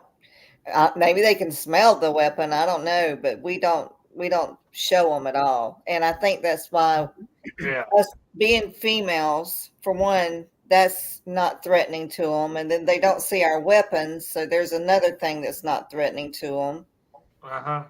But I don't. There's been very few times I've been actually scared for a little bit, because they've had every opportunity in the entire world to hurt us, drag us out the tent, whatever. And I'm comfortable, more probably than I should be, but I'm comfortable around them. I think they know your intentions. Yep. Yeah. I believe that, Jerry. Yeah. We hope they do. We'll talk to them while we're there, and we'll tell them, y'all come show yourselves. We're here for you. Yeah, because we didn't start out in this to prove anything to anybody but us. It was just a bunch of women that wanted to go in the woods and experience Bigfoot. Yeah. Which I still don't see us proving anything. It's not going to be us. But we can go out there and experience this things that are associated with Bigfoot and have interaction with them. And that's what it's thrilling to us. Well said, Barbara. That's right. There's no proving it, really. No. I mean, not without a dead body or something. And even then, a lot of people's not going to believe it. No. Yep. No. You could have the best picture in the world, nobody believe it. Well, I mean, we That's No. watched the proves Patty nothing. film, yeah, Patty. and I believe that's a real Bigfoot. I do Mhm. too. I mean, there's so many scientists that have looked at the muscles in her, her thighs and legs and Exactly. calves and the way her foot flexes and all of that. And it's just, and back then they God, didn't have those kind of costumes. Yeah, right. you know, Exactly. God bless all these people that put these pictures on the internet for trying. But you know what? I don't never see nothing. Yeah. I just have to admit that I don't. Same And here. I really try. And it might just be one of those things you had to be there to feel it and know it was there, but I'm not seeing it in the pictures. David, you may have heard before, but had the guys ever heard some of Barbara's stuff that she had happen at her house? I did, but I'd love to hear it again. Sure. I don't know if I have. I'm trying to. She's had some Oh. fascinating stuff. Now, which Oh. house is this? Where you are now, or is this at a different house? No, it was my little farm. It was in Lamar County. I had almost 30 acres, and it was mostly pasture and hayfield, but it was surrounded by cedar. Now, what state Cedar was like this in? Texas. Texas. Texas, Woo-hoo! northern Texas, right up near the Red River. And I moved in my house, and just the first night I was there, I knew something was there, but I didn't know what it was. And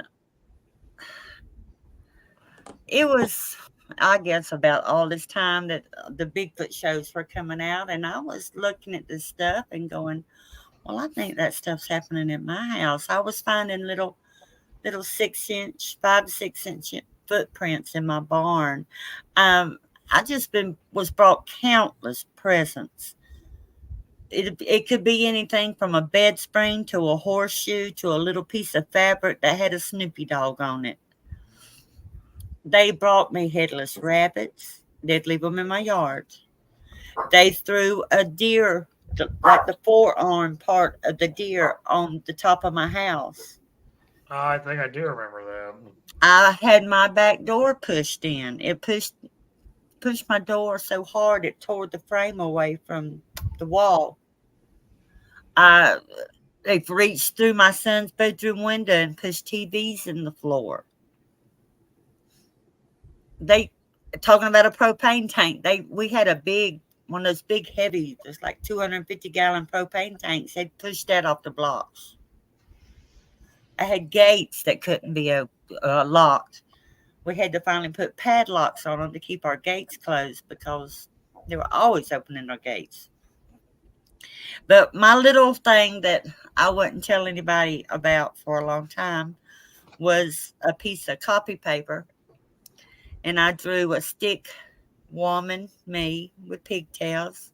And I drew a stick dog, cat, and bunny rabbit. That was my pets. On the back side of this copy paper, I drew a stick Bigfoot with the big head, hands, feet, hair sticking out all around. I take this piece of paper out into my pasture, and there's a bush out there, and I put the side up with me and my little pets, and I took a stick and drove it into the ground. The next morning, I go out in the pasture to do my little daily walk, and that piece of paper has been picked up, turned over, put on the other side of the bush with the Bigfoot side up and the stick put back through it. And that blew my mind. I thought, that can't be. Stuff like that. Bigfoot don't do stuff like that. But they do. They do. Absolutely nobody knew what I was doing. Nobody. It was all me. And one time we were camping, Barbara and me, and I don't remember who else was with us. And her husband, James, called her and said, well, I think they must like me too. And because he was there by himself, and he said that didn't he go out the door and there was a headless rabbit there, or Yeah. what? He just glanced out the bathroom window and it was laying just right out the bathroom window Okay. where he could I see knew it. They it. had to grab it. Yeah, We used to Barbara, you play had all stick kinds of games. crazy things. You had deer limbs thrown up on your roof. Well, She Sandy had her came to. she had Do her you remember when you backboard came swept out? on her back porch one time. Do And what? then when her son was there one time, something snatched in the television and pushed it into the floor from the window. I mean, Wow. all kinds of crazy things was happening Well, to her. Sandy was there one time. We were just starting to get interested. And when I had found that footprint and finding Bigfoot, they were always out there banging on trees. So I told Sandy, let's go in the backyard and bang on a tree. So we did. So he And did. I whacked on that tree. And then in a distance, Sandy heard it before I did. She said, did you hear that? And I said, no, what'd you hear? She said, something answered you, something. I heard 3 wood knocks. I said, well, let's do it again. So I banged on the tree 3 more times, and this time it had come closer, and I heard it. I did again 3 times, bang, bang, bang. Then it was even closer, bang, bang, bang. And then the last thing we heard, Sandy and I were just standing there in amazement. We're standing in my backyard, and right across my backyard, there's a big, this is probably 40 feet away. There's a big bunch of cedar there, and we could hear, ooh, right there at us. And we're thinking our husbands are messing with us. But we can look through the window of my house. They're sitting in the living room. They don't have a clue what's going outside. Well, it scared the crap out of us, and we run in the house. And I don't think we ever knocked on the tree anymore because it was coming. No, And I we decided, I don't know what I'm telling them. What am I saying to them? Exactly. Come on, big boy. I Come don't know. on. But that's the same calls and wood knocks. I don't know what they mean, so I'm a little afraid of them. Yeah, we don't do wood Well, knocks very Gary's turned into our unofficial moderator. Yeah, Oh. I appreciate that, Gary. Gary's awesome. Love you, Gary. Gary will moderate anybody's channel. He doesn't care. He's You the may We had a man. have couple- straightened up. Couple He's the different man. people in there tonight telling people to hit the thumbs up and stuff. I just hadn't got to it yet. But I did. I played with them for years, 17 years at my house. Wow. And then she sold the place. Yeah. And now there's a subdivision there. Oh, Wow. Oh, I think they had been coming there for a long, long time before I ever showed up. mhm. And I'm sure they're still there. But they like to let me know that they knew that I was aware that they were coming up in my yard. We got that understanding between each other. We would play stick games. They would just make beautiful little glyphs out in my yard.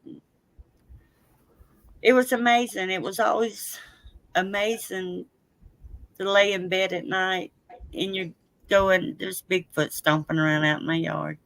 Yep. But I slept good at night. now the ones that lived around you, they weren't aggressive at all, were they? At my house, Yeah. at first, I think maybe they were trying to intimidate us by pushing in the door Yeah. and then reaching through the window. My husband and I would hear them talking outside the window, our bedroom window, but we didn't know what it was. Didn't have a clue. It was gibberish. Barbara, wasn't it you that they did the gate? But yes, they would always open our gates. We had big, heavy gates. They were hard for me. There was one especially separated 2 of our pastures was hard for me to close all by myself because it was so heavy. But we could never, every time we'd chain it, it had little chains you could put through the slot. That wasn't good enough. It'd be unchained and pushed wide open. We had to put padlocks on them. Barbara, was it the gate where you found the poinsettia or the flower or whatever? That was a gate into my barn. Yes. Okay. It taken the artificial flower, and it wove it around the gate Wow. on my barn. Wow. And it was just amazing. I never seen anything about that. It was just fit together so perfectly. And I messed it up taking it off because I never could put it back. I couldn't make it go back the way it was back on there. I think you But it did was- what 99% of us would have done too. Take it off, yeah. I Yeah. wanted to see how did they get it on there. Yep. Yep. I just think the thing with the 3 different headless rabbits, that's just, it's like they're giving them a little present.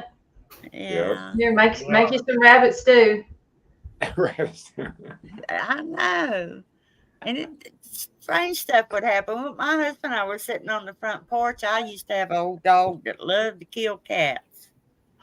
And she'd been dead a few years. And my husband and I were sitting on the front porch, and I said, you know, we hadn't seen a dead cat around here in a long time. He said, no, we hadn't. The next morning, there was a dead cat in my front yard. Wow. That's why we Yeah. talk to them. Yeah. Because we think they understand what we're saying, at least to some degree. I believe that. Yeah, I I think so think they too. understand a lot more than we even know. I think so. Yeah. Yeah. Yeah, I But think it was they're fun. extremely intelligent. Interaction. Yeah, I think they are too. And and like you said, I think they understand more than we think they do. Yeah. Yeah. They may understand everything we're saying, and we just don't, understand anything that they're saying. Yeah, you get to the woods, you go set up your camp and everything. They have the upper hand. They're watching your every Yeah. step, every minute, Oh, yeah. every time you're there. Especially when I've camped out, 2 or 3 miles in pack frames. And have you guys ever heard one try to mimic somebody snoring? That is the funniest damn thing I've ever heard. It's hilarious. Oh, I bet that would be funny. If you ever get to hear it, it's I agree, Gary. I Well, think so. we never know. Can you do the impersonation of that for us? I'm not very good at impersonating. He make us noises. aware of what we might be looking for. You're the king of snoring, Jeff. Come on. Well, I'm the king of snoring, but I don't know how to recreate it. I only do it when I'm talking to Greg and I fall asleep. Exactly. You try to say Greg's boring? Wow, man. Hey, I'll fall asleep in front of everybody. It doesn't matter. Once We know I that. get the limit. You fall asleep on a live show. Hey, it's called the farmer syndrome. Whenever It is. No, the you being up all activity night. That's ceases, not what it is. Jeff and Larry would get along wonderfully. Exactly. So, Debbie, Barbara, and Sandy, do you guys have any plans for any future campouts or? We hadn't really planned a trip. We're going to be speaking at a little Bigfoot festival up in Mena, Arkansas. What's the name of those mountains, Debbie? The Ouachita Mountains. Yeah. Oh. Yeah. At the Blue Mena. Zip Line. That's coming up here pretty soon. Yeah. Let's see, Saturday, 2 weeks. Yeah. Weekend of- It's the 21st. Yeah. 20th and the 21st. And they have it's a blue zip line. And so you can zip line while you're there. Yeah. That's awesome. Hey, and the festival and the speakers are free. Yeah. And the camping's $2. Wow. Or Everybody- no, wait a minute. Let me tell you about it. Parking is $2. Camping is $10. That's I think something like that. Real cheap. Yeah. That's There's Yeah. gonna be vendors there. Yeah, I mean, they're not charging you to come into the festival, and it's outdoors, and Yeah. it's going to be On the fun. mountain. We've Yeah, well, actually camped there before when it was just probably, 8 of us women, 7 or 8? yeah, there was a few of us went up there. Yeah. It's a lady that owns the property named Shelley Alston. Alston. Yes. I'm not sure how you say the last name. But so she let us all come up there and camp. Awesome. Yeah, it's going to be awesome. It's always awesome to get together with a bunch of believers and knowers. Absolutely. Everybody needs somebody to tell their story to. Share Yep. stories and Because learn. Yep. that's Yep. right, because they might not have anybody to talk to. That's That's true. not going to ridicule them. Yep. And then too, stuff that could have happened to us or to them that they can't quite grasp or understand. We've had it happen or they've had it happen. We might can fill in gaps. They might can fill in gaps for us. You know, it's neat Yep. just to be able to and to find out, oh my gosh, it happened. They had it too. Yeah, Exactly, the same yeah. thing Figure happened. that Yeah, out. It's really helpful for a lot of people. it is. It Yep. is. To It's be a able lot to of share fun. We're experience. looking forward to it. Yes. There's so many people with so many observations and happenings in their life, but will never Yeah. talk for the fear of being ridiculed. Right. And Exactly. that's like Jeff's dealing with a lot of local people here. We've had set up to do shows, and then they back out. And we promise them we're not here to ridicule you, and we can turn the camera off and just let you talk, or we can do a pre-recorded show. We just want to hear your Yeah. story. It Something to learn amazes from. me the amount of just stories that I've got offhand from people just in Maryland. I didn't think we even had. Just this county, this very county he and I live in. Yeah. It's amazing, you know. That's great. I love Fascinating that. too. Yeah. They'll Right. tell the Find story the to me, information Jeff, but is the getting them problem. to come and tell it to the public is something else. Yeah. Very true. Yeah. Maryland is a very overlooked state, I think so. but it's right in the shadow of Pennsylvania, and we've got Pennsylvania, Delaware, Virginia, West Virginia. We're all right there, especially in the western section. And I found some stuff in the western section. That's where the snoring incident was. I mean, well, Yeah. I think there are way more of them than people. I think people way underestimate the amount of Bigfoot there are. Same. They're just about everywhere. Same. Yes. You know, When you're laying in a hammock and you've got two guys on either side of you, and you hear snoring over here, and this one's not really doing anything, and then directly across the trail from you, you hear.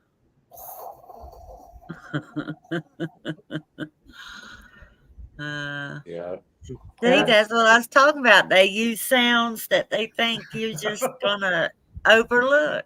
And then it would kind of snuffle once in a while, and I'm like, what in the hell is that? Larry had one that him and Mark were hammock camping in Oklahoma one time, and that was actually when Larry and I had first met, the weekend we first met, and they were hammock camping off by themselves away from where everybody else was camping. And he had something walk up. He had the cover that goes over the hammock. Yeah. He had that pretty close to him. But I actually don't remember if he had that up that night or not. Y'all will have to have him on y'all show or something and have him tell you about it. But he could hear it walk up to him, and he could hear it breathing and everything. And it just, he said he never would open his eyes, but he said he felt like it was standing there looking at him while he was laying there. That was this Larry or somebody else? That was Larry. Larry. Yeah, Mark was. Well, you can talk him into another coming to priest. hide, and we'll bring him on one night. Yeah. He's got some stories. Mm-hmm. Well, Larry's kind of like me. He wants to see one, but he don't want it to pat him on the head. Right. I think I've been pretty close to getting patted on the head a few times. If y'all do have Larry on, don't ask him about the McDonald incident. Please do not. Well, I need to know now. No, I'm not telling that story. Well, you wait. Well, I'm going to be. I'll tell you in private, but not on the air. He told it on Beast TV when they were doing Beast. He told them, and I was like, I still believe that he did that. But it's a good story. Well, hey, Hey, Debbie. Hi, guys. Hi, Dee Dee. Howdy. Hi, Dee Dee. Hi, guys. I'm glad you joined us. Yeah, me too. I was down there in chat, but it's not the Uh-huh. same. You were down there in chat. I wanted you to tell Debbie about the time we went out when we were at LBL. You wanted me to tell it? Yeah. Well, why don't you tell it? Well, David can Yeah. tell it. It's the better story. Somebody tell David it, damn always it. tries to get everybody Somebody else to tell tell it. the stories for him. Let's all You three tell tell it, Dee Dee. We hear David a lot. Yes. Exactly. I hear you. Okay, so tell the story. I'll be Michael X listening. and Gary were talking in chat with me, and we were all talking about when us and Scott and Patrick went Noble. and Noble, and we all went back behind our camp when we were at LBL in April, and we investigated. There was some lights up in the sky, Kind of like eye like shine. orbs or eye shine or something. something, and we were kind of checking it out back behind there. Greg, of course, was brewing a pot of something Good at to the eat. time. I can't remember. Good to eat, chili or He's chicken just something. attracting them with all that stuff he's cooking. over Oh there. yeah, I bet. Exactly, he I'm was. sure he did, Jeff. So so we heard some noises, and then we throughout the whole time that they were doing stuff, around the campfire and stuff, different people heard different things, and David was already saying, before we even went back there and hiked up in there and everything. And Debbie saw it too. And Debbie saw it too.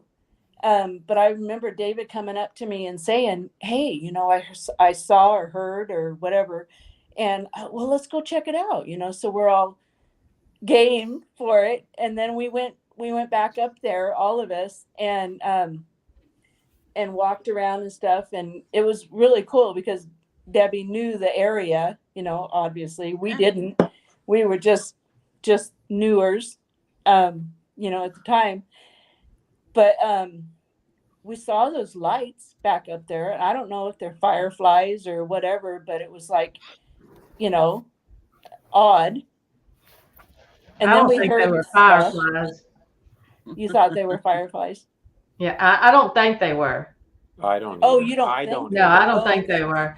I And didn't think they we were. were like over in this area, and then the camp was back over in this area. And if you Right. go on down to the end of the camp and then go up a hill, there's an old cemetery. And but anyway, there's lots of Bigfoot activity in that area, and we've heard Bigfoot there, and we've seen big cats in the woods there, and Yeah, and then we went riding later that night, we did. but didn't really have a whole lot happen. No. No, But it was fun. the first time we did Yeah, with Scott and Patrick. Well, Noble. away Scott from Esther camp Noble. though. We did. We went away from camp. But that first night that we went up to that cemetery with my sister Donna Mhm. and Sherry and David, and it was Patrick, right? I think so. And who else? Scott, maybe? Did he go up with us? I can't remember. But we walked up to that cemetery that's back behind LBL in that area. So that was really cool too. And did we hear things, or there was some? Not really. No. Not really. Not that really. time.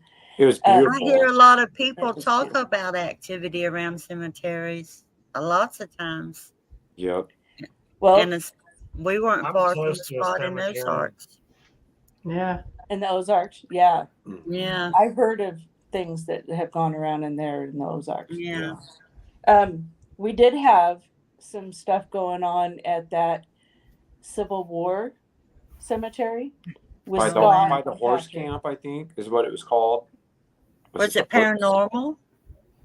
Just howling and coyotes. Just howls. Oh, okay. Man, But yeah, there was crazy sound. There was some odd howls, like some Bigfoot howls along with the coyotes. And Yeah. Scott's got it on video or audio. Audio. and then Yeah. we have it on, I taped it on my phone, which is not as good, but yeah, it was like, oh crap. Yeah. And then the second Kind of night we went out with Debbie and and who else went? There was Michael Michael X X, and Patrick and Gary. me and you and, and Mary, and there was the lady that tells the story. No, CD Squatcher. Do you remember who was in your truck, Debbie? No, I don't. I don't Okay. either. I know. But we went up to like what was that? The Killing Tree or something? Well, we went to the place that I was talking about earlier, the Field of 13 house. Yes. Because Michael And, X was that one. Yes. Trying to think where else we went to. We I went just to that remembered place that where last supposedly place. the hunter was killed. Oh, yeah. Yeah. Yeah. I'm not real fond of the LBL. It gives me the creeps. I loved it. I was happy. It does, because I'm afraid I'm going to see something I don't want to see there. I hear you, Barb. Well, come on. What are you talking about? A DOG? Yeah. Hey, Yeah. I got those living here. Don't feel bad. Yeah. I don't want to see one of those either. No. That's okay. We haven't talked about this very much. I mean, I know we've mentioned it on one or two shows, maybe, but Barbara, Sandy, and I were sitting up there in Georgia. Wasn't it Georgia where we were all talking about that? We were sitting up there in camp in Georgia. One of the last couple of times I think that we were there, wondering, talking about all the stuff that we've had happen, because we feel like we are very extremely lucky to have experienced a lot of the stuff we have. And we do think it's because we're all female, and they just seem less intimidated by us. But we've wondered, we just feel like we've had a connection. And of course, Barbara and Sandy are biological sisters, and I'm their adopted sister. I didn't realize that. Yeah, Barbara and Sandy are blood sisters. And but we all started talking one night. No, it was actually during the day, I think, wasn't it? Yeah. And talking about dreams and stuff, and we got on the subject of reoccurring dreams. And I when I was young, I had a reoccurring dream, and I can't remember which one of us started talking first, because we're usually all talking at the same time. But we ended up finding out that each of us had the same reoccurring dream when we were young. Oh, wow. And it did not involve Bigfoot. It involved werewolves. And that's why I've never wanted Dogman to be real, which I guess I have to admit they are. I mean, I haven't seen one, but that doesn't mean they're not real. Yeah. Because people I know and trust have. But when we were sitting there talking, and one started telling about her dream, and then it was either Barbara or Sandy, and I mean, it was just like, holy crap. Uh-huh. And we think that's why So many of the details were the same. Yeah. Same Every details. single one of us was in a house that was on Mhm. cinder blocks, and we were underneath the house at some point Yeah. in our We Everyone would all end up underneath our houses in our dreams. Wow. I remember I could see the legs and the feet of the werewolves going around the house. At first, I was in the house going from window to window looking. But then I got under the steps and underneath the house, and we had concrete steps that were out by our porch. And I could see the legs, just the legs, while they were going around, circling the house. Yeah. And They to have them both have the same kind of dream. And my house was a kind of a light grayish house, and theirs were what colors were y'all's? Mine was white. White. Yeah, It could white- have been a white light house on gray, cinder but I blocks. remembered it being white. but mine was a light grayish. Which are similar. Yeah, Crazy. Yeah. I mean Not that crazy, that but just blew Wow. our minds. I bet. wow. And Yeah. of course, So we're it's like- camping while we're talking about this and kind of creeping ourselves Yeah. out. Talking about how we don't want Dogman to be real, but yeah, we all had the same werewolf dream. Yeah, if I they know ever recommend camping near a house on cinder blocks, I'm going to say, oh no. Heck no. I hear you. We are finding a different spot. We're Yeah. going Yeah. 10 miles up the road, girls. That's a We We big might one. even go to a different state.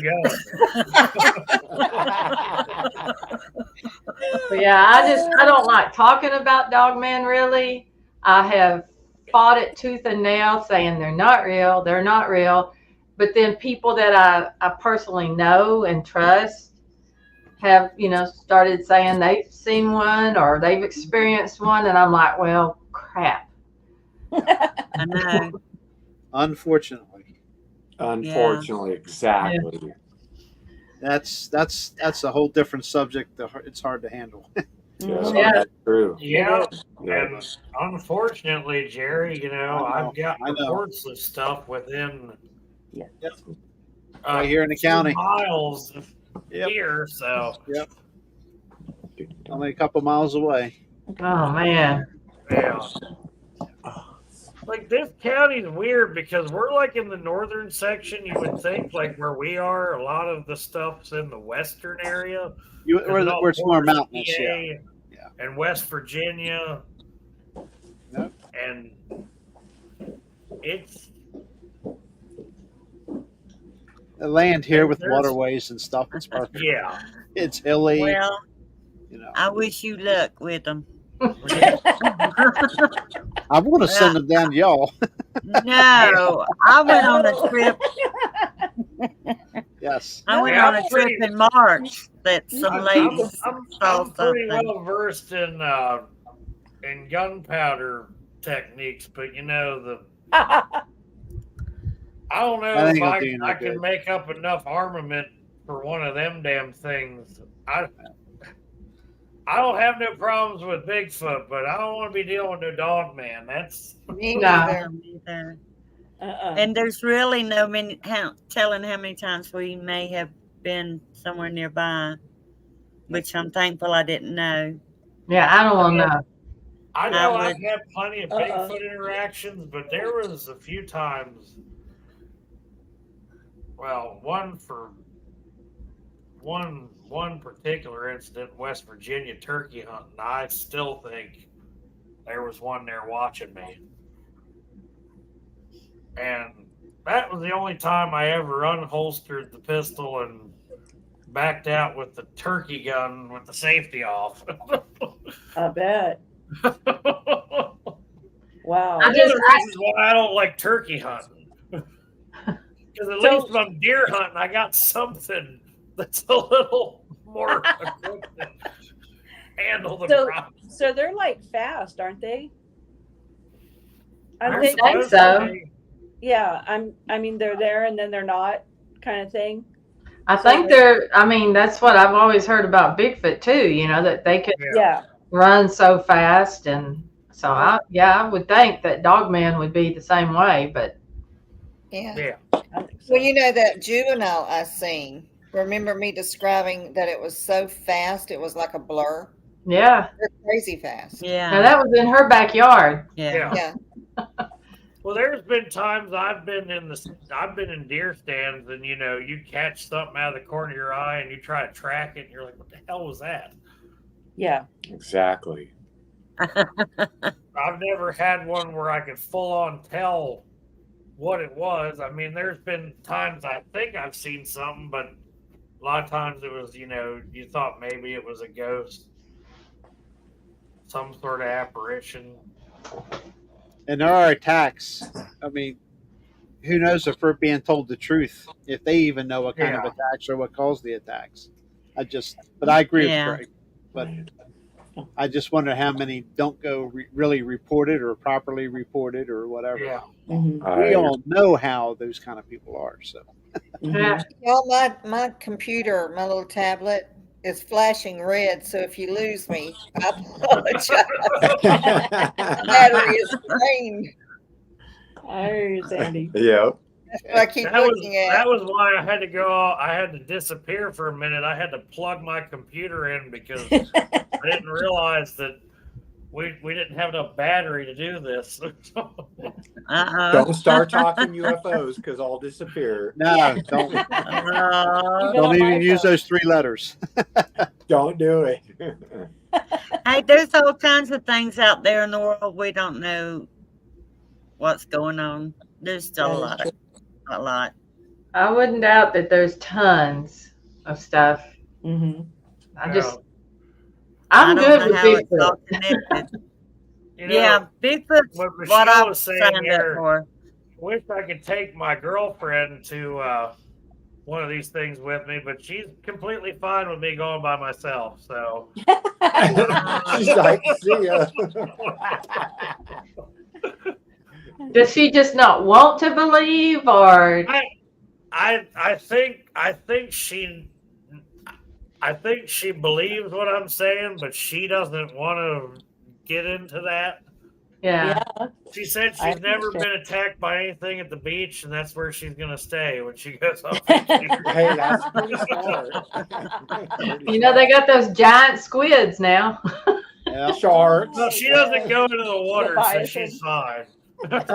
Well, before I started doing it myself, I was scared to death too. Yeah. I thought people that would Exactly, go in the Barbara. woods were just Yep. the most courageous Well, people ever. She knows that that's my thing. I love getting off into the woods, and she lets me do that. So And That's she still loves you, Jeff. yeah. And my Yeah. ex-wife thought I was crazy, but Well, you know. Well, you probably were. well. You are, Jeff. You are, Jeff. We know, Jeff. But you want to That's hear a right. funny My story husband about puts up with me. you want to hear a funny story Oh, about seeing good, apparitions, Barbara. and Debbie will like this. I was actually on the phone with Barry Browning one night out here on the front porch, and I watched an apparition float across my yard. He did. Wow. I saw Yeah. that. That's Oh cool. man, that is While I awesome. was talking to Barry, and the That's funny not thing awesome. about that was I That's think not we were awesome. talking about you and Larry when this happened. Oh, thank you. Wait, what? I missed that part. What'd you say? We were talking. Barry and I were He talking saw about an you and apparition. Larry. While this thing's like floating past me, and I'm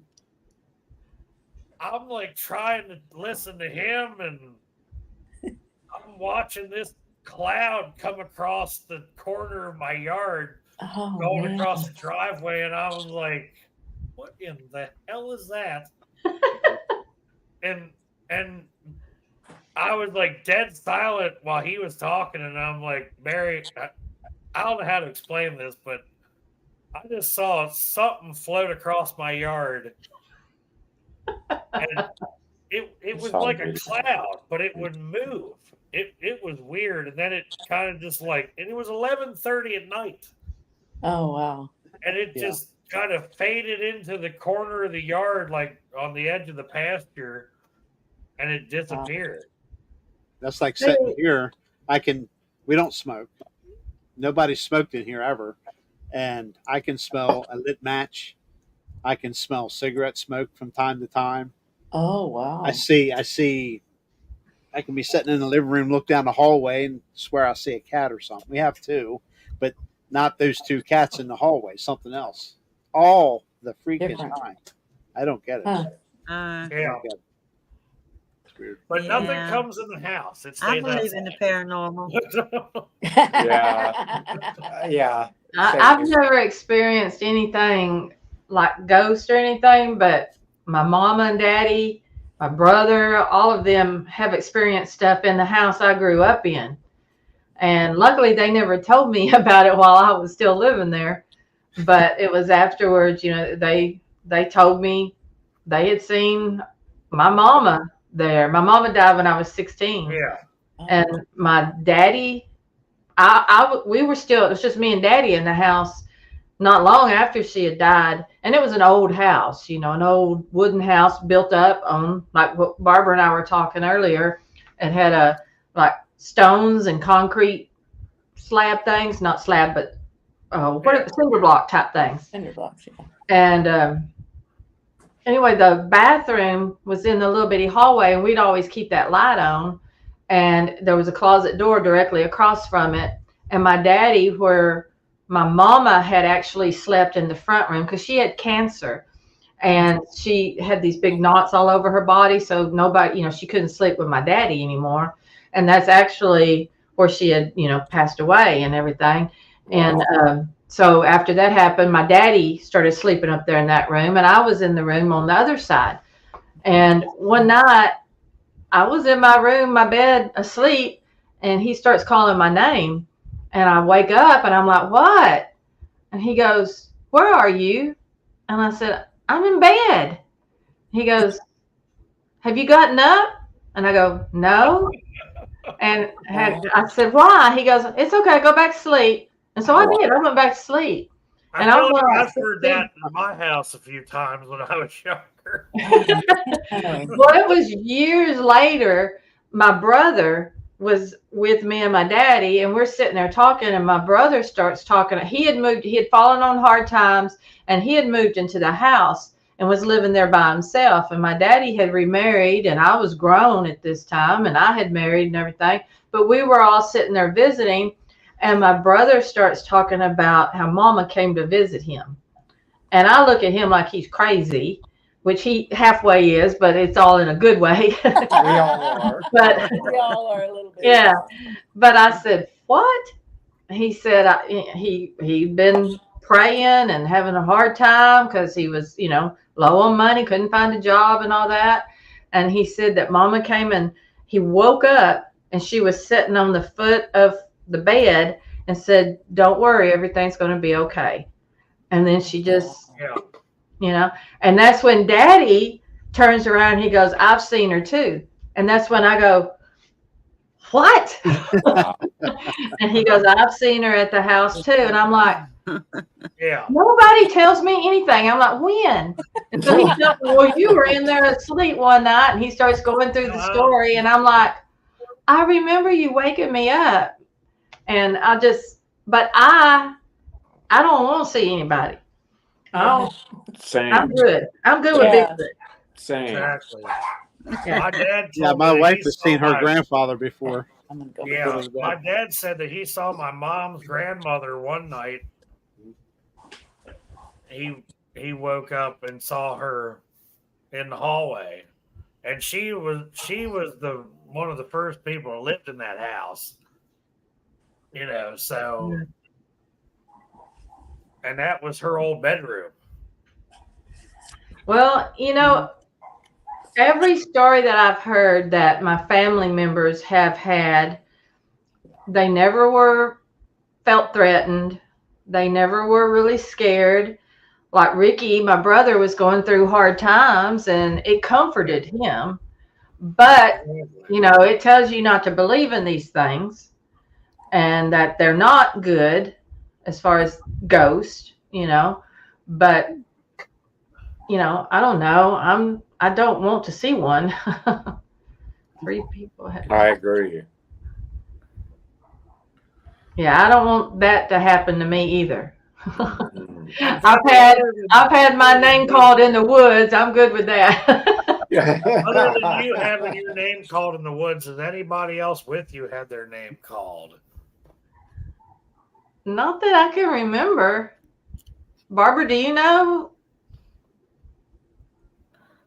I haven't somebody else's name called. In the woods while we've been, do you know anybody that we've camped with, or? I can't remember. No. Barbara, has that ever We happened used at to your call house? out each other's. Did that ever happen at the old house, Barbara? At my house, In ghosts. Paris where you had activity. Where you had all the activity? When I first moved there, I used to have trouble with the light that would continuously turn itself on, and Huh. I just had a little talk with them, told them they had to leave, and I didn't have no problems with it. I tell you, that Barbara can put them in their place. Good. Good for you, Barbara. She will tell them all I every ain't which way. taking none of that nonsense. But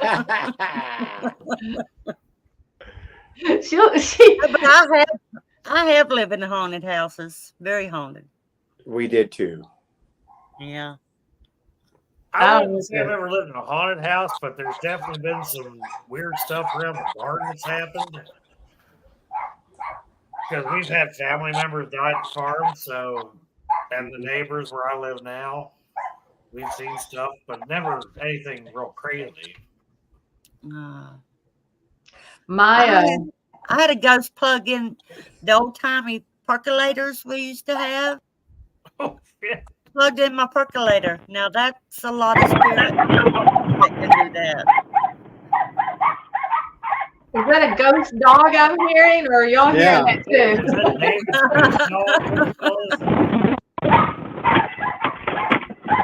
That's really got weird. on the microphone. Is That's your gotta internet be messing up? Blaylock. I don't know Mine what keeps the- buffering.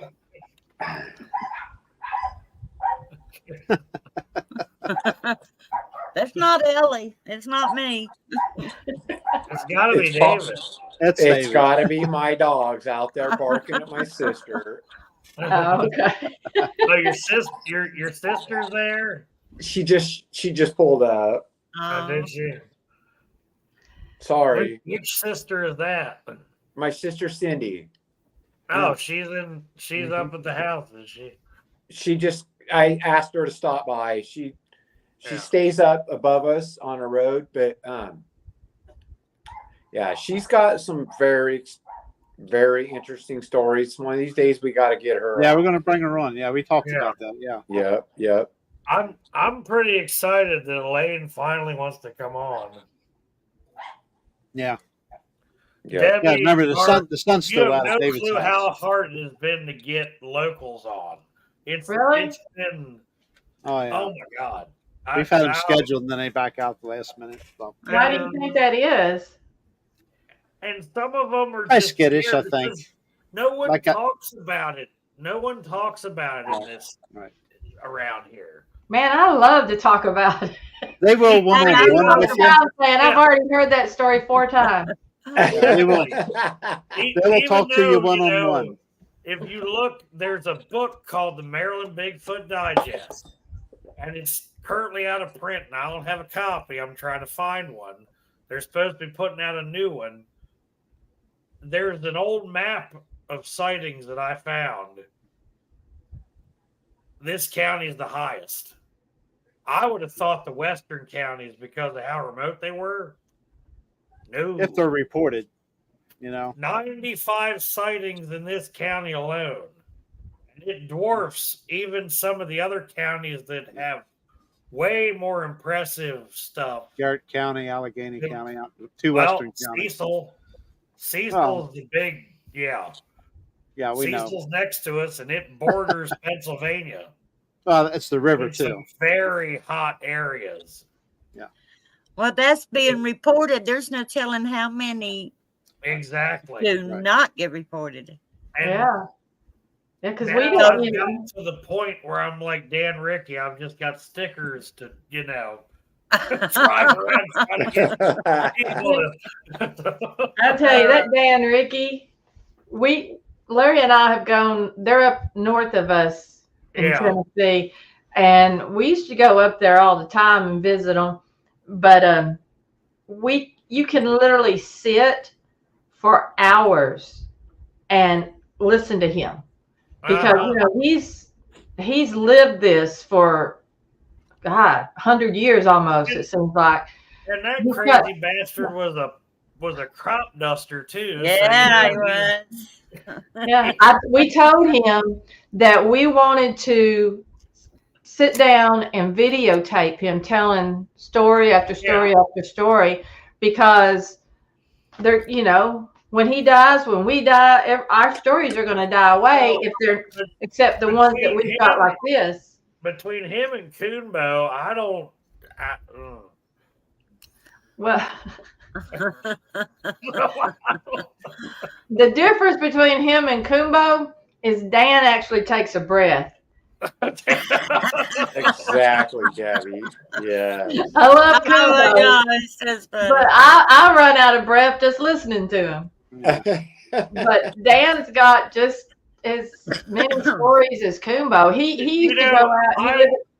The majority of the stuff I've learned over the years, before I even came out and started talking to Spencer about it back in this year, back in January, this is when all this got started. And that was when I met Jerry, who only lives like 5 miles from me. And I didn't even know him, even though I knew half of his relatives. Now my family used to farm the farm his family have now. Yeah, so. they used to work here. Yeah. Y'all might be related. Hell no. I grew up from back He's in way 08, too short. I had my biggest encounter when I finally figured out what was happening, even though I never really had a full-on official sighting. When I started listening to all the old outlaw stuff, that was when things started clicking in my head. Yeah. Yep. This county is no surprise. I had mine in 1972 is when I saw mine through the bedroom window. Yeah. And my grandfather's found tracks, and I've been screamed at and everything else over here, and it's just been. I've had everything but a track, or walk up, shake my hand. Kind of. I don't think y'all know me looking at me. Eye shine, had vocalizations. I found a pretty good impression of one while we were in Western Maryland this year, right around the time of that spring meet and greet, and we were turkey hunting, and I was looking at that thing going, well, this is a size 11. That's looks about a 16. So, wow. And it was dry ground. I can send it to you. It doesn't look great in the picture, and I wish I had uploaded that LiDAR like Spencer told me to. Yeah. Or I went on that trip. But the battery drainage screwed me on everything, so we never really got a decent picture of it. But just standing there looking at that and then watching the trackway up through the ridge, and I mean, you're talking 1,000-pound of something just to leave that impression and leave like that. And I mean, I work with 2,000-pound cows for a living. So I'm looking at this going, I don't know what else could have done it. Yeah. Because there wasn't a 1,000-pound Angus walking up through there right. on 2 legs. With toes.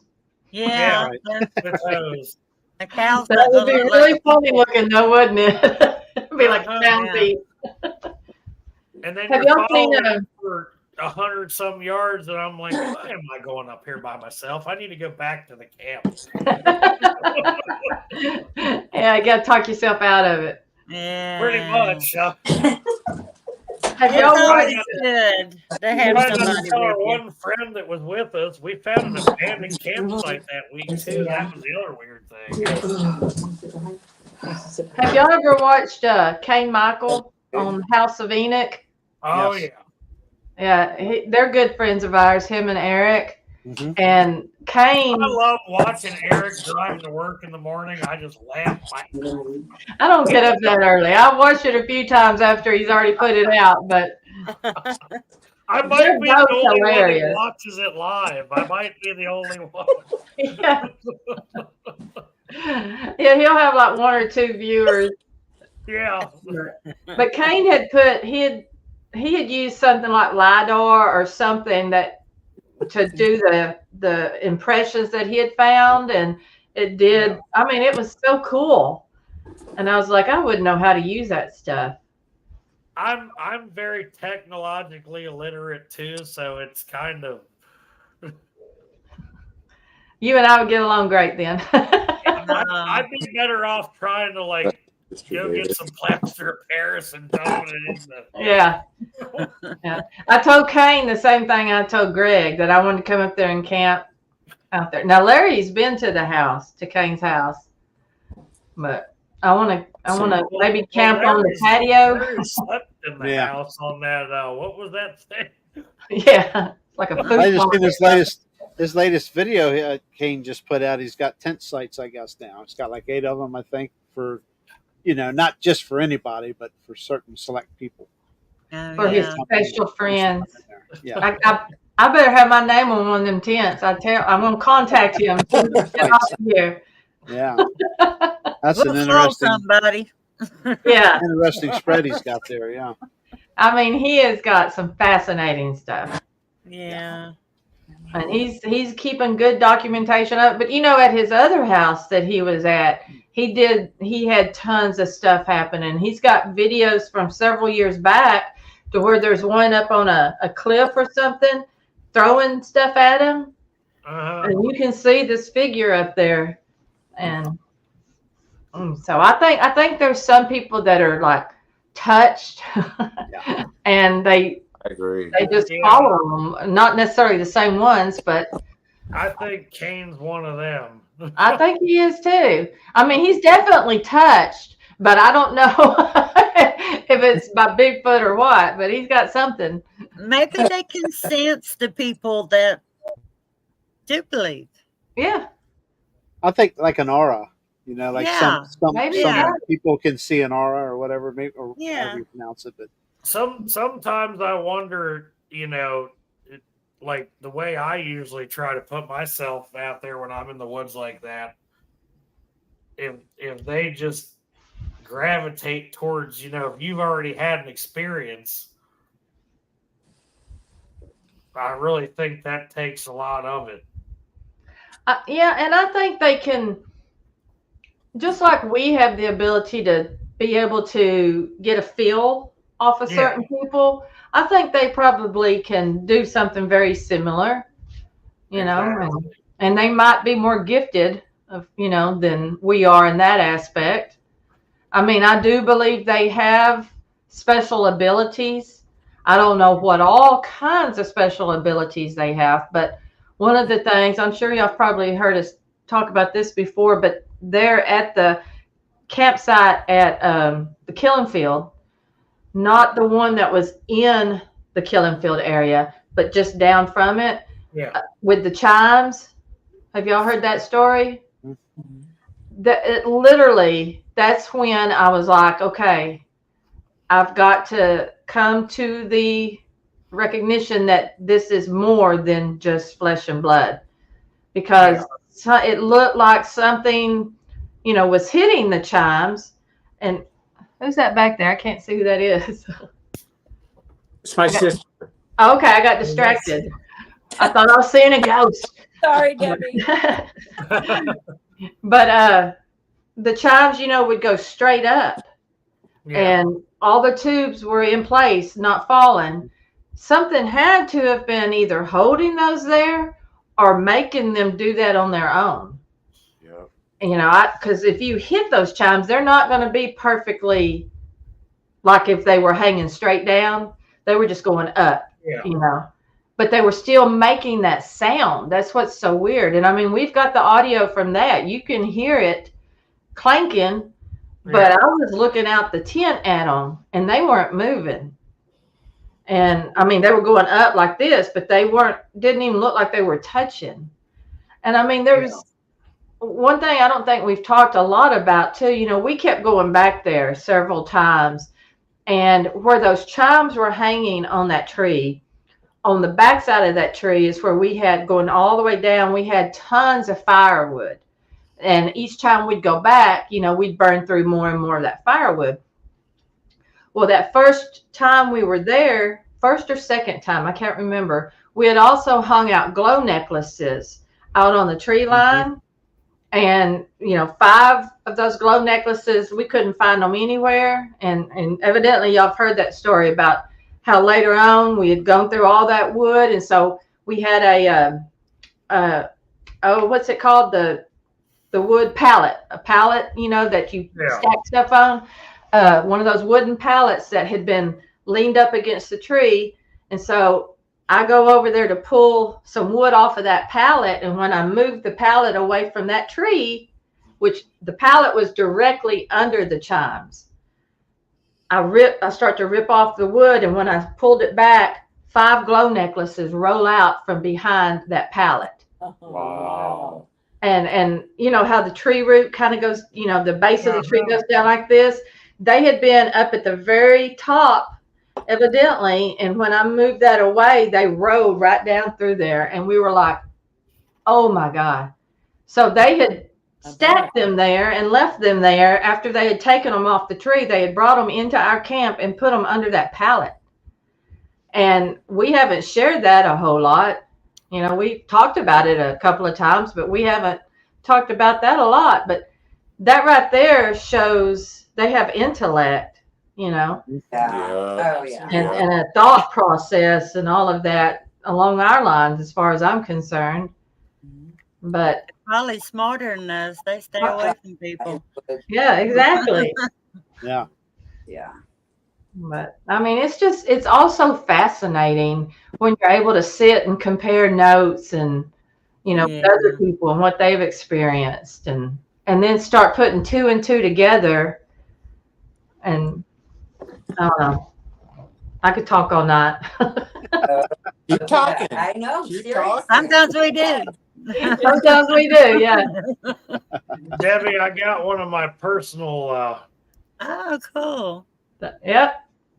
Okay, let me go get mine. We'll compare sizes. I love it. I ran out and grabbed that. What are they comparing? Exactly. Only difference is I raised that one. Oh. You know, that's a big bone. That takes a lot of power. That's off of a 2,000-pound cow right there. Ah. Yeah, that's the thing. They could just snap us right in half. They Yeah. could. Good. They could. Yep. Yeah. We talked You know about how that much a lot, how much Barbara. pounds per square inch that takes to break something like that? Oh, man. No problem. That's what they were Yeah. talking about earlier. I mean, I sit and you know Look that at you're there.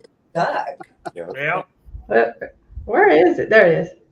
Oh, wow. But see, that's the one that was broken. Well, yours is bigger. You see it. Well, this is off of a full-size cow. Well, mine's broken. So mine was probably this big. Yeah. It chewed the joint off. You've got half of one. But I don't know if you can see teeth marks in there, but there's teeth marks in there. You can definitely see where something broke that. Yeah. Yeah, and those little rabbits they would leave my yard, they would just pluck the head and like the front arm, the forearms, just pluck them off like Yeah. we'd pluck the stem off a tomato. Yeah. Gone. Poor You just thing. think about what kind of power it takes to break something that size right there. I mean, that's a 2,000-pound cow. I Yeah. got that off of. Yeah. I think they were giving you gifts, Barbara. So Yes. take Yeah, it they away. were. Yeah, it was a gift for you. I agree. But I would leave little things for them, ribbons. I never left food. I did not believe in leaving food. Now, have any of you ever found anything blue? Blue? Blue. No. No. No?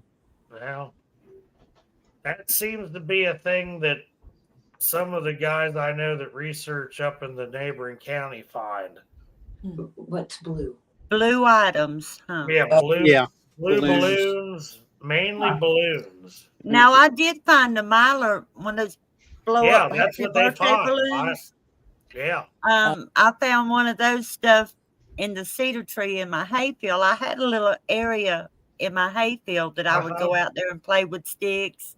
I even put a picture of myself out there. I took a clothespin and pinned a picture of me on this fence.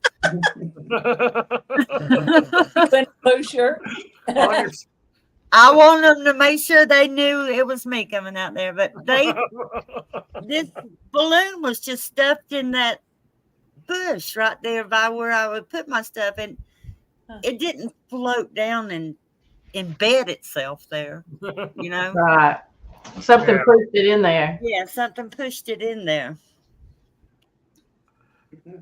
giving Yeah. gifts. That's one of the things that really interests me about that blue stuff, because I've heard other people talk about, like Victoria Jackson from Not So Perfect Bigfoot was in earlier. Her husband they were camping in Uwharrie and found a blue handkerchief that showed up at camp after they had left. And it was just laying there on a tree. What was it? It was a blue handkerchief. Oh, a handkerchief. Yeah. Oh. Trained my brain for that too. Yeah. I'm That's trying to think. interesting. I don't think I've ever found anything blue. Red. No. If I have, I don't remember. I know that Barry and I have talked about that, Green because eyes. I think he's noticed some stuff with the blue. There's Well, I've heard a lot of things over my career as a Bigfooter, but I have heard it mentioned that they like blue lights. Well, we need to get some blue Christmas lights. Well, blue and green. I've heard both, blue and green. And I do have some green lights I've started taking with us. I've So got some. Debbie gets to roll off the bed again in the. I tell you what, it was so funny though, because I was sick as a dog. She was. I was sick. I felt so bad. But as soon as I saw her eyes and she was looking past me and she was like mouthing, it's like I knew. But I rode off. I guess all of that blood started pumping through. I felt 100% better instantly. I think I could have run a marathon. yeah. But yeah, I hit that floor and got down because when she was That's how I get Jerry to get out of a funk one time. I'll just tell her something behind him. Yeah, man. They'll move then. Hey, one night we were in Georgia. We're sitting around the campfire. And Debbie was sitting across the fire from me. She's probably 15 feet from me. And then her pickup that we'd talked about earlier was probably 15 feet behind her. And we were just talking, and I saw this red eye. And I tilted my head, and I said, Debbie, there's two red eyes behind you. And she just calmly got up and walked around the other side of the fire and come stood behind me. But, you know, they were gone, and they were huge. Oh, my God, these eyes were big, and they were far apart. But that was freaky. Yeah, we try not to let on that we know they're there or think they're there or see them or hear them. Unless they're doing something they shouldn't be doing, then we get on to them. That's But like it was when I really did with the close. snoring. I just laid there and listened to it. Yeah. And then when I started moving around because I had to pee, you know, they figured out the jig was up. We met Larry and I and Mark Newble and Spencer. I think this was the first time Spencer had ever come camp. We all went to Daniel Boone, the forest. Wait a minute. I got to ask, was this the lighter fluid incident? No. No. But Larry and Mark and Kane and Eric had always hiked in and gone past the campground where we usually camp when we go there during the winter, because there's never anybody there in that campground. And so we'd camped in the campground 2 or 3 times. And I think it was the first time he had camped with us, that lighter fluid incident that you're talking about. Yeah. But this was it might have been that first time, but I think it was the second time. But we went way on back. The few of us hiked way on back there to where the guys would always hammock camp. And I had never hammock camped before. And so we're all strung up along the tree line, kind of in a row. There was another guy with us, kind of a young guy, and he I don't want to tell that story. Never mind. But anyway, I'm not going to go into that. But anyway, It Hey, was I'm a all young everybody guy. was. I understand. I'm 35. It's okay. Oh, shut up. No, Barely, barely. he can't. He slept under. He wasn't hammock camping, and we think he was kind of nervous. Because he wasn't, he didn't camp as much as we did. And Shelly Reed was with us, and she was hammock camping. Out of all the places he gets under her hammock, sleeping on the ground, and the fire was right there. And we just gave him hell, Was he, because of like, that. scared of something, or what was? That's what it seemed like, but who knows? And we're all nervous those first few times. We think Yeah. somebody's gonna reach out and grab us. But anyway, it was that night. That was the first time I had hammock camped myself, and this is in a highly active area that the guys have always had activity. Well, I wake up in this hammock, needing to go use the bathroom. I just had to pee. It ain't easy getting out of one of those things. No. And I'm used to being able to go inside my tent because we have a little bucket potty, with a toilet seat on it. And now I'm thinking, well, crap, I got to get out of this and go away from all of them and go over here and use the bathroom. I had to talk to myself, just, work myself up the courage. Okay, Debbie, you can do this. Like I'm fixing to run a marathon or something. And you can do this. You can do this. So I get out and I'm walking over there and I make sure I've already got my pants, unbuckled, so I can pull them down real fast and pull them back up real fast. And I swear it took me 5 minutes to finish peeing. And the whole time I'm just sitting there praying, constantly praying, please, Lord, protect me, build a shield around me. I have never been so happy to get back into that hammock. But now I laugh thinking about it. I'm like, Debbie, you're a big, bad Bigfooter. I don't know if I could hammock camp that often. We'll have to wear I like to have my little thin piece of nylon right there. Yeah. That's the thin piece of nylon wouldn't do anything if it just went like this. Yeah.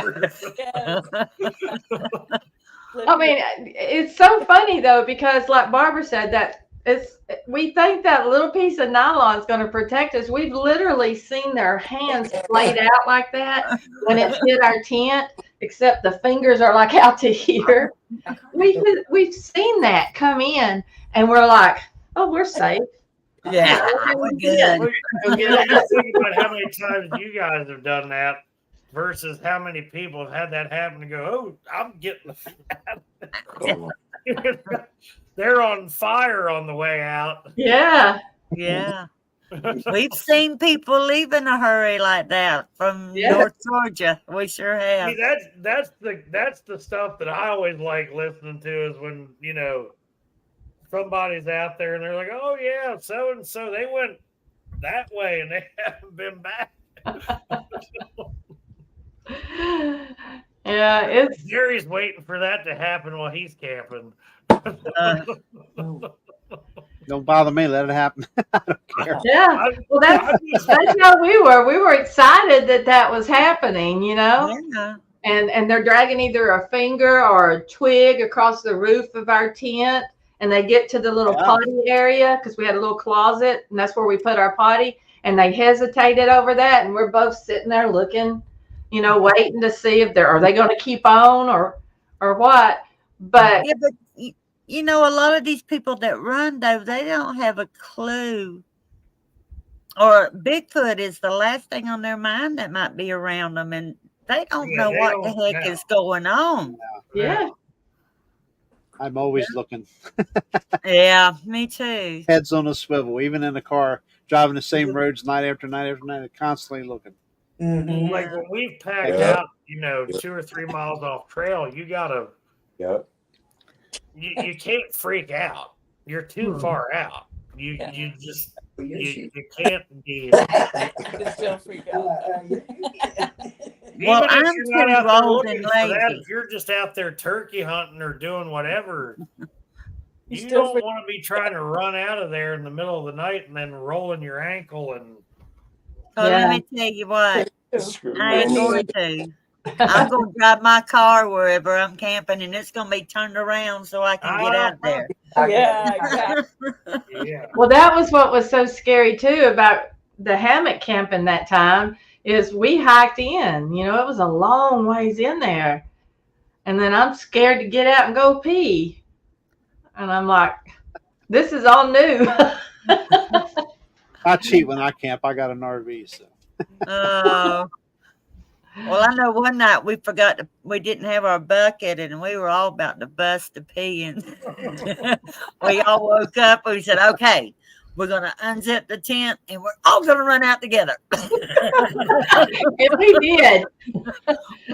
We'd had activity all night long. Yeah. Heavy activity. We'd been holding it and holding it and holding it until we couldn't hold it anymore. Yeah. I'm surprised we weren't holding hands while we were Oh, squatting. man. We were real close. We didn't get far from the door. Yeah. But no, God, we gotta go camping again soon.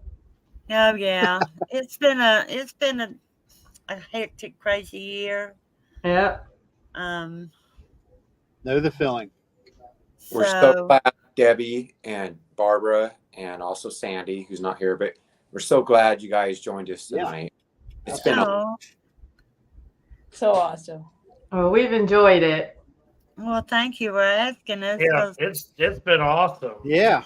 It has. But like I tell people, you know, that's all we're going to do is we're going to tell you about the things we experience, and we're not going to try to pull up any proof. We don't have charts and graphs. Yeah. You know, we don't need them. We don't care about that stuff now. Yeah, we don't do that. We've got a few pictures of footprints and Yeah. stuff like that. It's about hearing everybody's experiences and learning from them. And Yeah.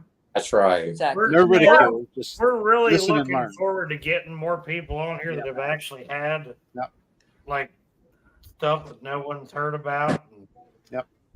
That's why I want to get these locals on. You know, locals have got stories to tell. We hear them, but we just got to get them to. Trying to get locals is like herding drunk cats. I don't know. It's better. I think it's better to have that person tell what happened to them versus us taking their story and bringing it to everybody. I think it's better to have that person. Yeah, and I know Debbie and on or off camera probably have had plenty of people that just won't talk about it. Yeah, I understand. Well, we love to talk about it. We do. We do. We've had a lot of. Just getting anybody to come out about it that hasn't.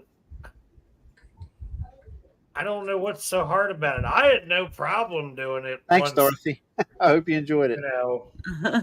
Well, there's a lot of people that feel like they're afraid people are going to make fun of them. Yeah. Or think they're crazy. You know, I kept it in for years, Debbie. It was 2008 when the light finally turned on after the incident I had. I mean, there was other things, but when you get screamed at by one at that range, yeah, I've talked about them, you know, my whole life that, you know, because of what happened when I was real young with my daddy there at the house, I didn't know what it was back then. I mean, we knew what the Fouke monster was, and that was it. But I've never cared what people thought about me because I know it happened.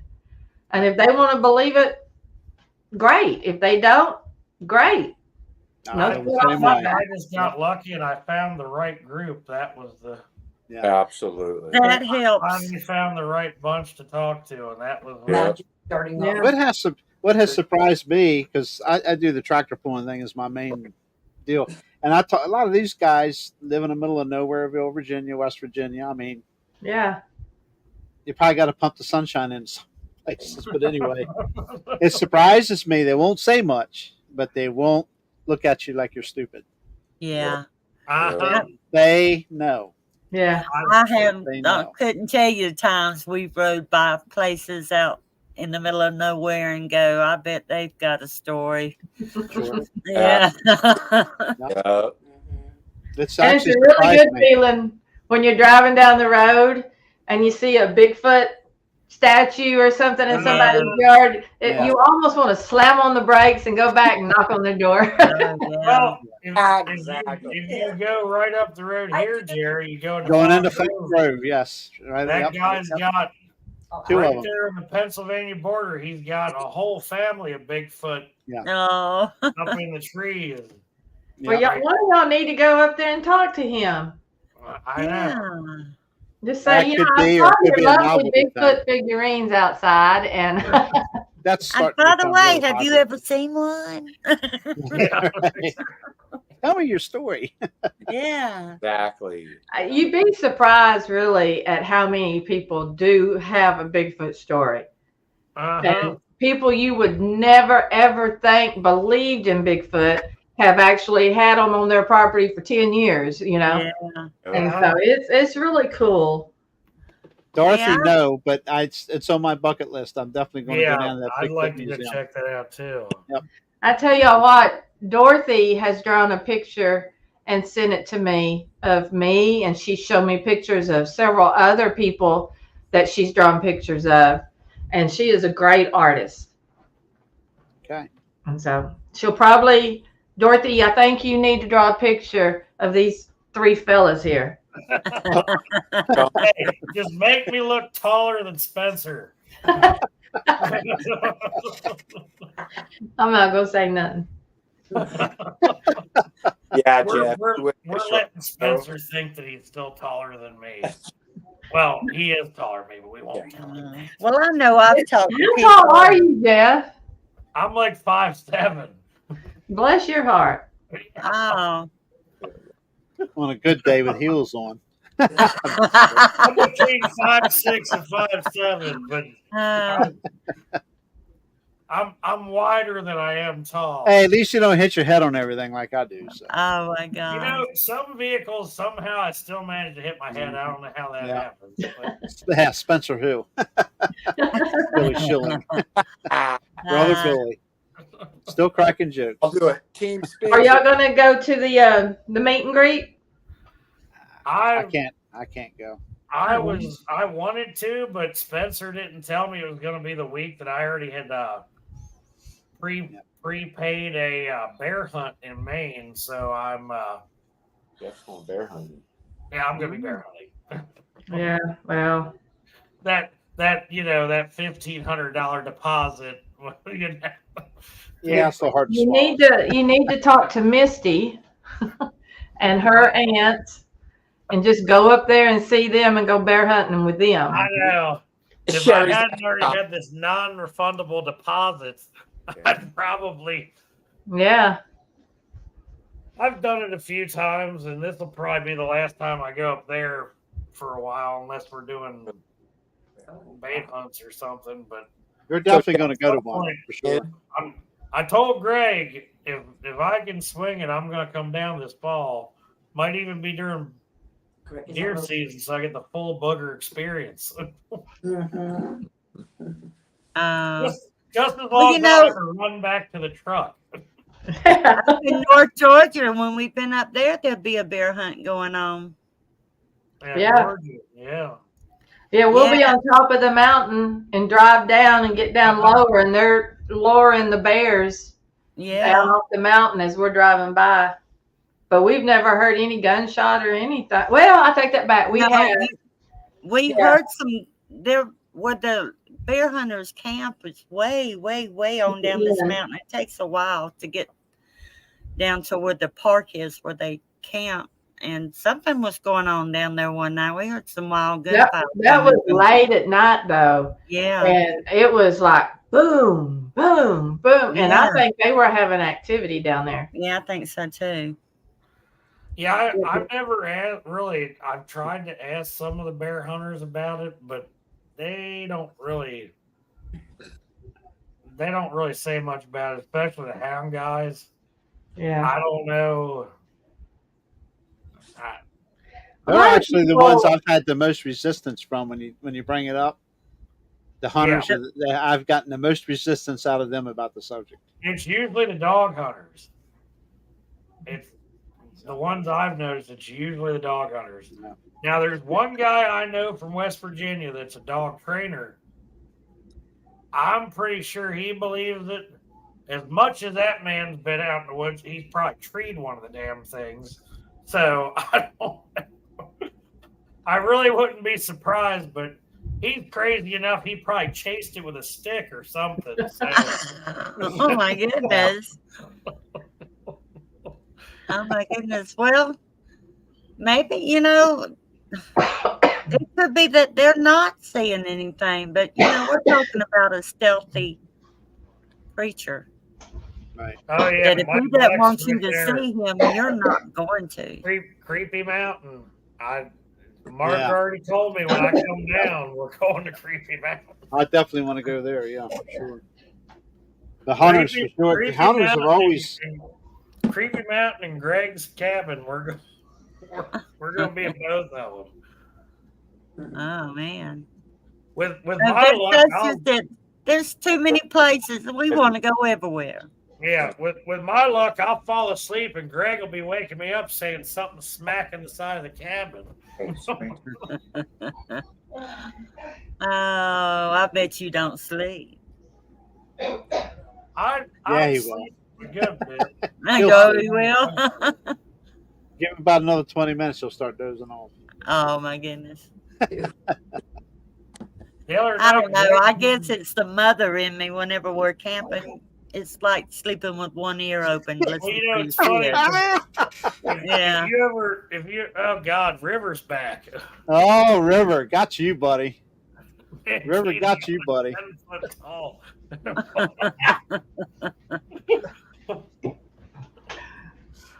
Wow. Sorry. You're okay. Gonna make it. River I got choked. Uh-oh. But we have a good time, us ladies. We like it just being us ladies.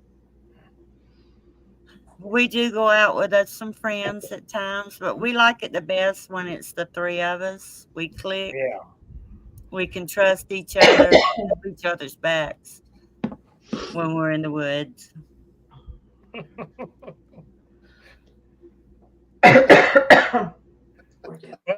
Well, one of these days, I'm going to try to get down there when everybody is there at the same time. But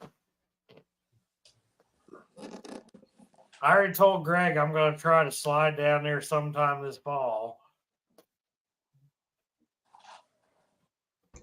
Now, Well, I Debbie, don't how like far big are you groups. from where Misty's at? Do what? I said, how far is Debbie from where Misty lives? I think they're on the other side of the state. Yeah. We're down close to Memphis. Yeah. And they're sorry, y'all. They're over on the eastern side of the state, aren't they? Yeah. They're just across the line in White Pine. No, they're not across the line. They're in White Pine, Tennessee. White Pine, yeah. I may actually be in White Pine in November. I think they got an indoor pool there. Well, you got a pool down there, Jerry? I don't, but I can go film one, yeah. Yeah. Supposed to have gone last year to two of them. Are you always in New Mexico or are you in Tennessee too? No, I live in Texas. I live at Caddo Lake, Texas. Right. My husband works in oil and gas, and I travel around a lot with him. So you're between New Mexico and Texas then right now? Right now, I'm in Carlsbad, New Mexico. Yeah. Yeah. Gotcha. But I'll be going home. I'm going home probably Monday or Tuesday next week because I got to get ready for our trip. Before I moved here, got married and moved here, Barbara and I were only like 30, 45 minutes apart. Yeah. And Caddo Lake, where she is the rest of the time, that's an awesome place. It is. There's lots of believers on Caddo Lake. Yeah. I mean, I've had activity before Barbara was living out there. before I even knew Barbara, Yeah. I had activity at Caddo Lake. So what part of Texas is that in? Northeast. It's northeast Texas. It's right around Marshall, Texas. Okay. I'm probably 15 miles from Louisiana. So how far is that from San Angelo? Because I did some hunting down there years ago. That's a long ways. Yeah, San Angelo is like in the middle of the state. Yeah, yeah. Honestly, with the terrain that I hunted down there, I wouldn't be surprised if they were there too. Well, me either. And you know what? I spend a lot of time in the desert with my husband. He does a lot of jobs in the desert. Yeah. And you'd be surprised at the places to hide out here. Oh, I've crawled around some of that stuff. I know it's Yeah. And I don't think it's unusual for them to be here. As long as they got a little water source they can get to. If there's a water source, then there's more than likely going to be some game. Jerry, have you ever been to Texas? No. Well, nope. What about you, David? Nope. Well, where I live at in Texas, they call it the Piney Woods. Yeah. I live in the Piney Woods.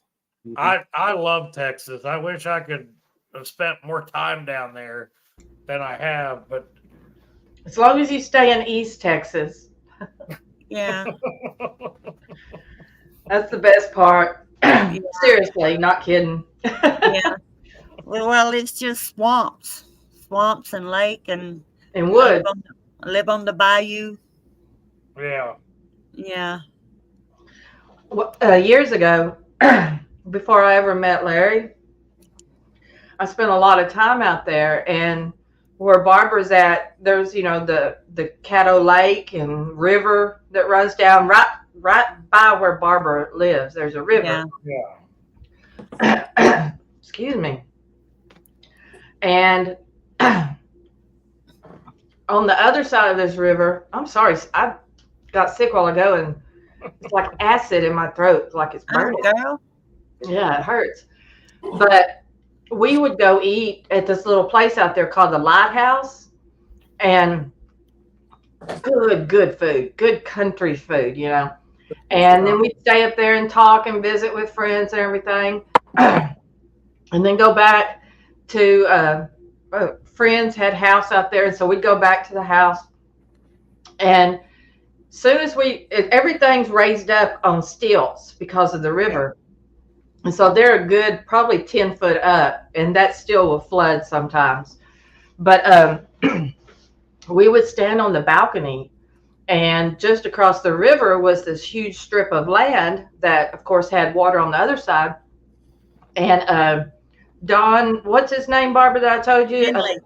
Don Henley. Don Henley of the Eagles.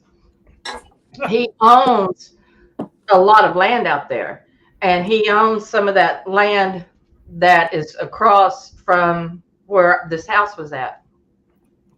Anyway, it's big cypress trees with the moss hanging down and everything.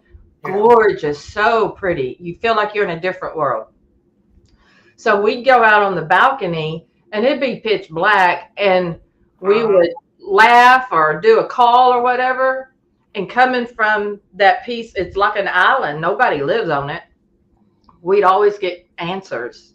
And then it finally got to be where when we'd come back from the Lighthouse, the little restaurant place, we didn't even have to do a call. We'd walk up the steps and then go around to go in the door, and they'd start hollering at us. Yeah.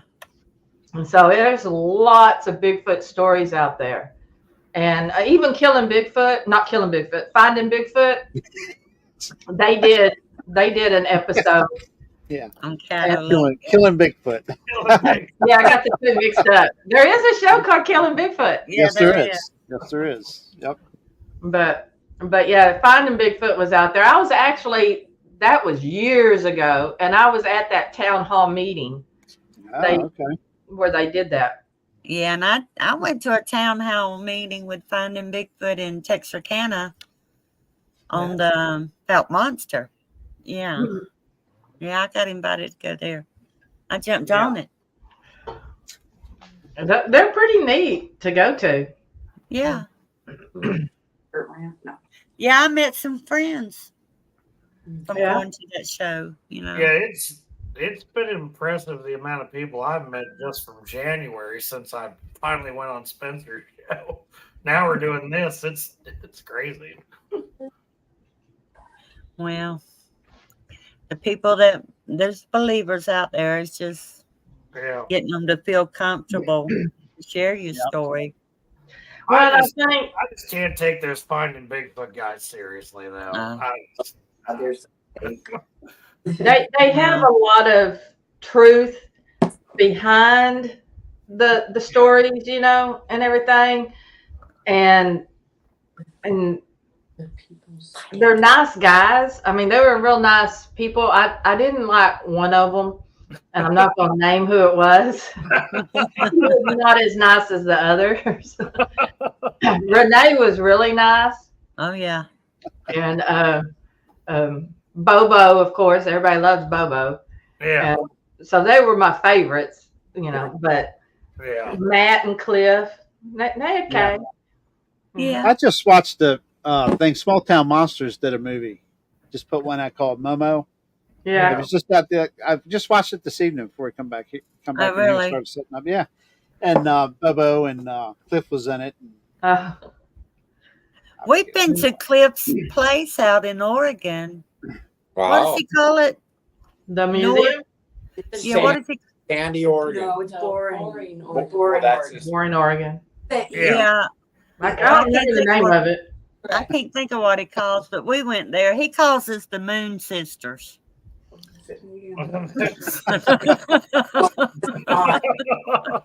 Or the Moon Gals. Which one was it, Debbie? Moon I think he Gals? told us both of those actually. Yeah, the Moon Gals. Gal. Yes. Yeah, like some of that, but the you know, the whole camera crew stuff and all that mess. I just Well, you know, I don't have a lot of confidence in having cameras. no. I don't. That is why. You really think that having all those people and all that equipment's going to get you anything? It's not. I don't. And you know, you hear a lot of stories about people will say, I got out there and all of my equipment went dead. None of it worked. Uh-huh. That's true.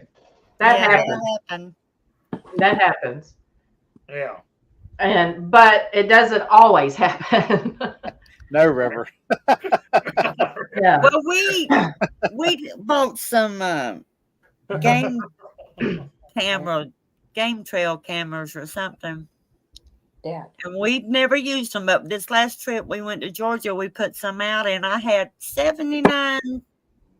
My camera was triggered 79 times, but only 6 of them Took I pictures? could see, and it was pictures Uh-huh. of Debbie. The rest of them were black. It's just heavy. Yeah, And I told her not to put it where I peed. But didn't put it there. Ah, Could you imagine having a camcorder where you pee? Now we did go live up there one time, and people could hear the pitter pattering going on around our Running. camp. yeah, And we've the done live. rocks and dirt being thrown at us. Yeah. Yeah, I think I went live 2 or 3 times while the rocks were being thrown at us. And one time Barbara has a canopy, one of those, you know, just a square canopy. And we had put that in front of the door that goes into our tent. And it had one of those walls that you can put up on it that has the pockets in it. And so we had it on the right side. And I was live on the phone, you know, while the rocks were being thrown at us. And people were responding and leaving comments and stuff. And I said, I'm fixing to go get something out of the tent. and I was still live. While the rocks are being thrown. Yeah. Well, Barbara and Sandy were still sitting around the fire, so I figured they'd be getting the most of it. But I go under that canopy and I start to unzip the door, and I'm holding the phone like this, and I'm unzipping the door, and I bend down because I had, to go down to the bottom part, and this rock comes from the right side on the other side of that little wall, and it goes between the leg of the canopy and the tent, which was like this wide. Not that far. Yeah. And this rock comes flying through there just as I'm bending down, and it almost hit me in the head. And I turned around and I stood up and I said, don't be I said, don't be throwing rocks at us. We're friends. We've gotten known to them before. Just like a mama, But yeah, they got pretty close with that one. Yeah. They did I think I remember a couple of those lives. Yep. Yeah, we had a lot of rocks thrown at us. Yeah. But man, I love that place. Yeah, I know it. We our last trip up there, we ended up doing everything we said we wasn't gonna do. So, our trip didn't turn out quite as planned, but there was stuff up there. Larry and Mark and Spencer, they weren't hearing nothing, and then we had a walkie-talkie that we could talk to them, but they wouldn't talk back to us. And we on purpose. What?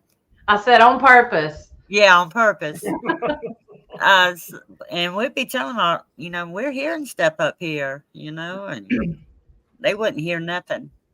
But they were, where we had them camp, where we told them to camp, was right across. I don't know if y'all have heard us talk about, what we call that guy? The Medusa Man. Yeah, Medusa Man. Have you ever heard us tell that story about Medusa Man? Oh. That doesn't sound familiar. The guy with the sword. Guy with the sword. Oh, the sword guy. Yeah. Yeah. That's Medusa. We call him Medusa Man. Okay. And so he had come into our camp, before and all of that. Well, where he was camping at was right across from where we told Mark and Larry and Spencer to camp. They were kind of. I remember this. Yeah. Medusa Man was down in the trees, and it was like the start of a creek bed that went down through there. And so he was having all this Bigfoot activity, but he didn't really know what Bigfoot, But when he came into our camp and scared out of his mind, and then starts telling us what's going on, we started grinning. We were trying not to grin because, first of all, we thought this dude was crazy. Yeah. But then as he's explaining what's happening and we're realizing why he's so scared, we're like, okay, let's not piss off Medusa Man by laughing at him or something. He's got a sword. Yeah. Sword. But we know now that it's more than likely a Bigfoot that's doing this stuff and scaring him to death. Yeah. But anyway, so that's where Mark and Larry and Spencer camped, was right across at an angle from where this dude had been, a year whenever back, since we were there last time. But we've had so much good stuff happen and crazy stuff happen, and that's one of my favorite places. It is. I bet. We're But yeah. always up to go back. Let's get to Georgia. Okay. Yeah, you don't have to. And plus, just the area around there and the places that you can drive to during the day, it's just awesome. Yeah, it's beautiful. But Well, if you guys are ever on the East Coast, I'll talk Spencer into coming down. We'll camp up the road from you. well, we've talked about doing like a road trip and just taking like a month or a month and a half and Just Yeah. going from place to place and camping in different places along the way. Unfortunately, I can't do that between my 6-year-old and the cattle business. Kind of, I can't disappear for that long. Yeah. Well, Debbie and I are freer than Sandy. Sandy always gets held up by work. Yeah. We'll just I'm have a to. lot more free on the East Coast than I am other places, but Jerry and I have talked about trying to get out and stretch our legs in a few spots. Yeah, gotta come west. Yeah. Yeah. Jerry's a little more free in the fall. Yeah. Up until about spring. David, where are y'all at? Where do y'all live? We're in Coos Bay, Oregon. Okay, that's what I was thinking. I've never told you about when, you know, my biological family is all from Oregon, and I was adopted. And so I found all of them years and years ago, and I'm real close with my biological brother and sister, and they're around Portland, outside of Portland, in the little towns and stuff. And they all believe in Bigfoot. My sister don't want to camp overnight, but she'll come out during the day. And my brother is all into Bigfoot. And so I went camping with Johnny, my brother, up in Oregon, probably 3 years, 4. Well, I don't know. It's been a few years back. And he grew up camping. And so he's like, man, I got the perfect place. When he was married, him and his wife at the time were sleeping in sleeping bags, and they were camped up on a ledge, and you could see Mount Hood, but they were still, you know, they weren't real close to Mount Hood, but you could see the peak of it and everything from this ledge where they were camping. And below them was a small lake, what we would call a big pond. But anyway, they call it a lake. If you look on the map, it'll say, you know, the lake and everything. But they were camping up there on this ledge, and then the mountain came down. And while they were in their sleeping bags, something ran through their camp. And Johnny was like, you could feel it and you could hear it going boom, boom, boom. And it ran right between them. Yeah. And then it went right down that hill. So when I was up there, Johnny's like, I'm going to take you to this area below that. And that's where we're going to camp. So me and him and his girlfriend at the time and his little boy, who was maybe 6, and 2 big dogs, we all got inside this one little bitty tent on a big blow up mattress. And then we had a little individual mattress next to it. And that's all that you could get in that tent. And you could get inside of it and then just fall down on the mattress. And it was surrounded by all these big, beautiful trees. And we had the top. We didn't have the top on it. It was just the mesh. And so you could lay there and see out of it. Well, I've never camped, especially in a Bigfoot place, where the top was not on the tent. You know, it was just the mesh. I've never done that. And so I had to lay there and going, okay, Debbie, okay, you can do this. You can do this. Yeah. Anyway, when we first got there to this area, we could look out over where this pond lake area is, and we were surrounded by trees, nothing but trees. But coming above those trees down there on the opposite end was the peak of Mount Hood. It was freaking awesome. So we'd just gotten there. His girlfriend was setting up the table and stuff. Johnny goes across over to these other tree line, and he's calling the dogs over there, tapping his legs. So, come on, boys, come on. And they wouldn't go. And he was starting to get ticked off. And, you know, I'm not wanting to say anything about Bigfoot or any of that. I'm not wanting to bring that up in front of his girlfriend at the time, even though she knew I believed in Bigfoot and had all these encounters. Yeah. I'm not wanting to say, well, they're not going over there for a reason. It could be, you know, I'm not saying that. Exactly. So he takes the ball, he comes back up and he gets the ball and he's throwing the ball, you know, and they're going and chase the ball. And then he starts to walk back towards that tree line. And before he gets to where he had been stopping at, you hear plain as day a wood knock. coming from over there. And I just start grinning. I couldn't help it. I didn't even know I was grinning. I'm grinning and I'm staring. And his girlfriend looks at me and she goes, "What was that?" And I said, "You heard that, right?" Because I'm thinking, Johnny is oblivious to this tree knock because he's thinking about the dogs and he's calling the dogs. And I'm like, she goes, "Was that a Bigfoot?" And I said, "I think it might be. I don't know." And so I go, "Johnny, come back over here for a few minutes." And he comes up there to me. And I said, "Okay, here in just a minute, I want you to go back out just like you did. And, go over there, call the dogs." And he goes, "Okay." And then he's like, "Why?" And I said, "Because I heard something when you went over there a while ago." And I said, "I just want to see if I hear it again." So he goes walking over there and then he stops and he turns around. He throws his arms out to the side and he goes, "Wait a minute. So I'm bait?" No, sort of, not really. Just go on back over there. And so he does it again and he turns around and he starts calling those dogs. But as soon as he stopped over there, they did it again. And I'm grinning from ear to ear and he sees that. And then he's like, "Oh, heck no." And he just starts walking back towards me.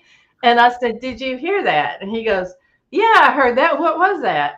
And I said, "Well, they do this thing that we call a tree knock, And I said, they hit the tree with maybe another piece of wood or something. He goes, "So you think that's what that was?" And I go, "Well, do you know what it could have been other than that?" He goes, "No, I've never noticed anything like that before." So later that night, before it was getting dark, it was just starting to get dark. And from the tree line just to our left, where we had the tables and stuff set up for like the kitchen area, it sounded like it was up above the trees. Because it was not, it was just, it's Oregon, Mount Hood area, solid trees and this lake over here. But we hear these calls that I have never heard anywhere but there. And it was like 4 different calls. It was like, "Woo, ah, woo, yeah." But they were overlapping each other. And they were real loud coming from just up in the sky. And his girlfriend again looks at me. She goes, "Was that Bigfoot?" And I'm like, "I don't know. I've never heard that before, but that was interesting." And then just a little while later, it does it again. Same exact area, very deep, but it was just weird. And so we had driven all around out there. There wasn't anybody around us that we could see.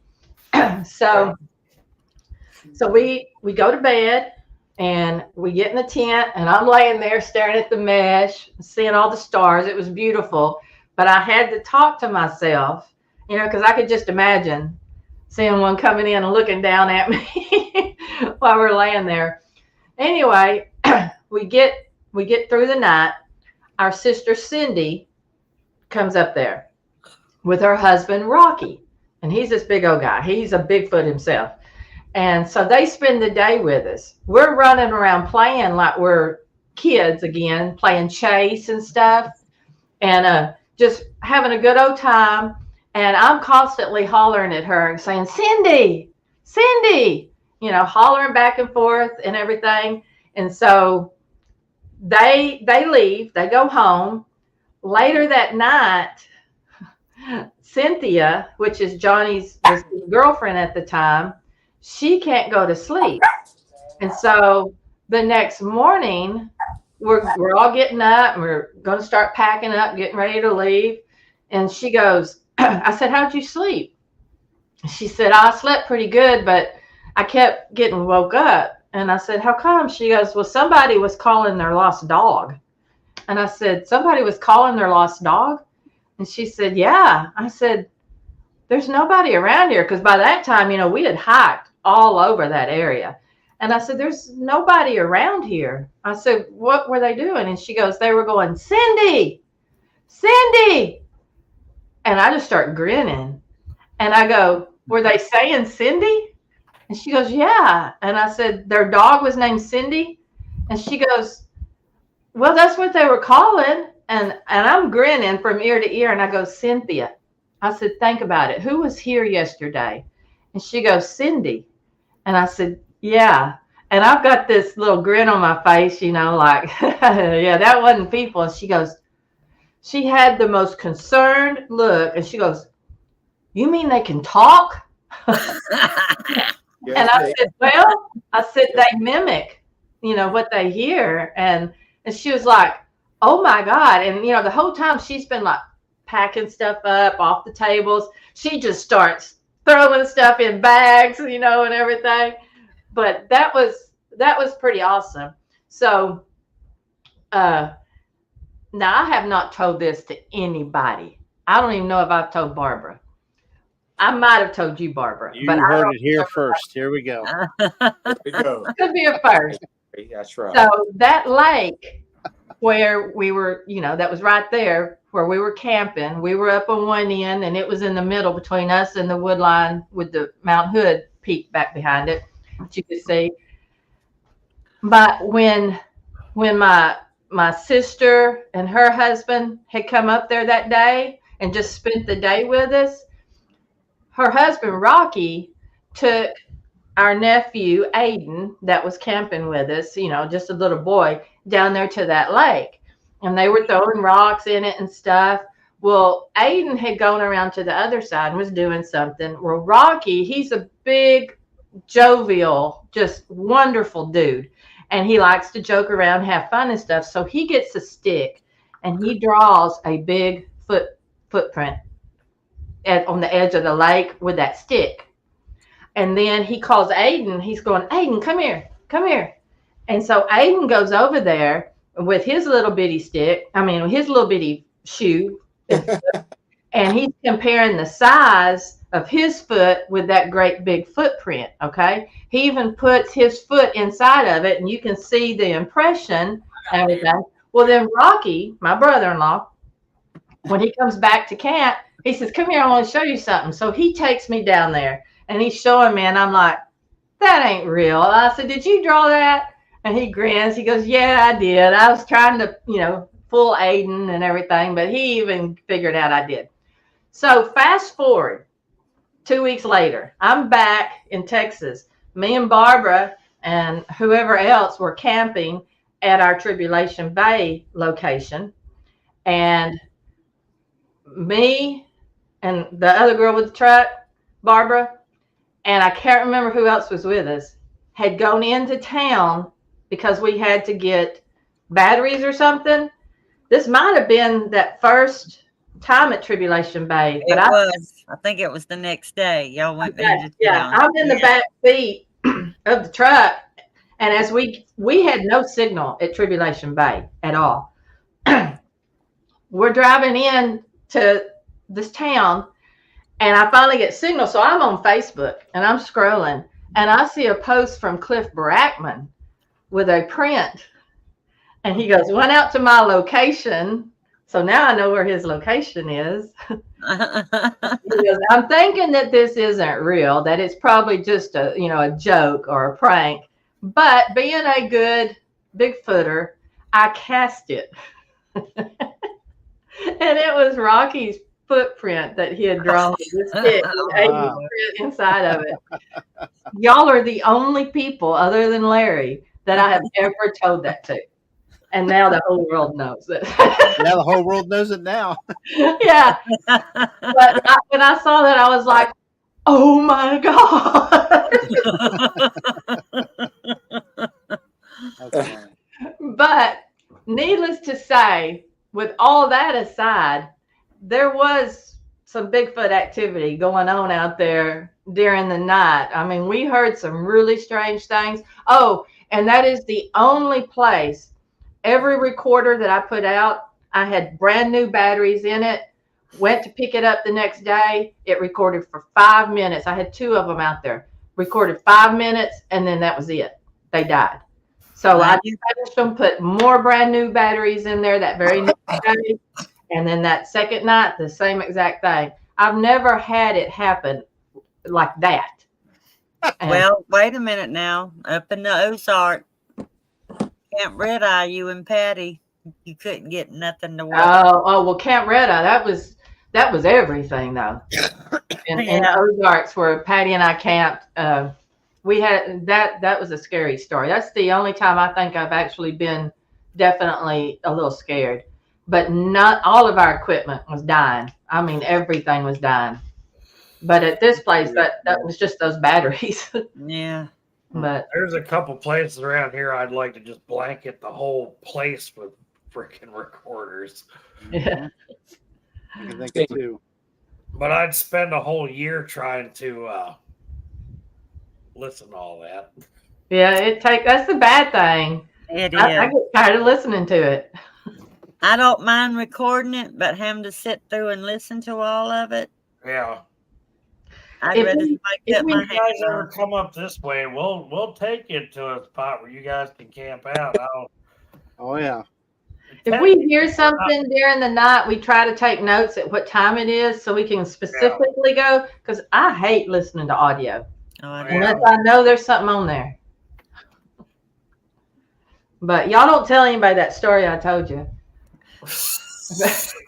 I already We're forgot still about it. live, so What story? Is there anybody in Not- chat? yeah. Oh yeah.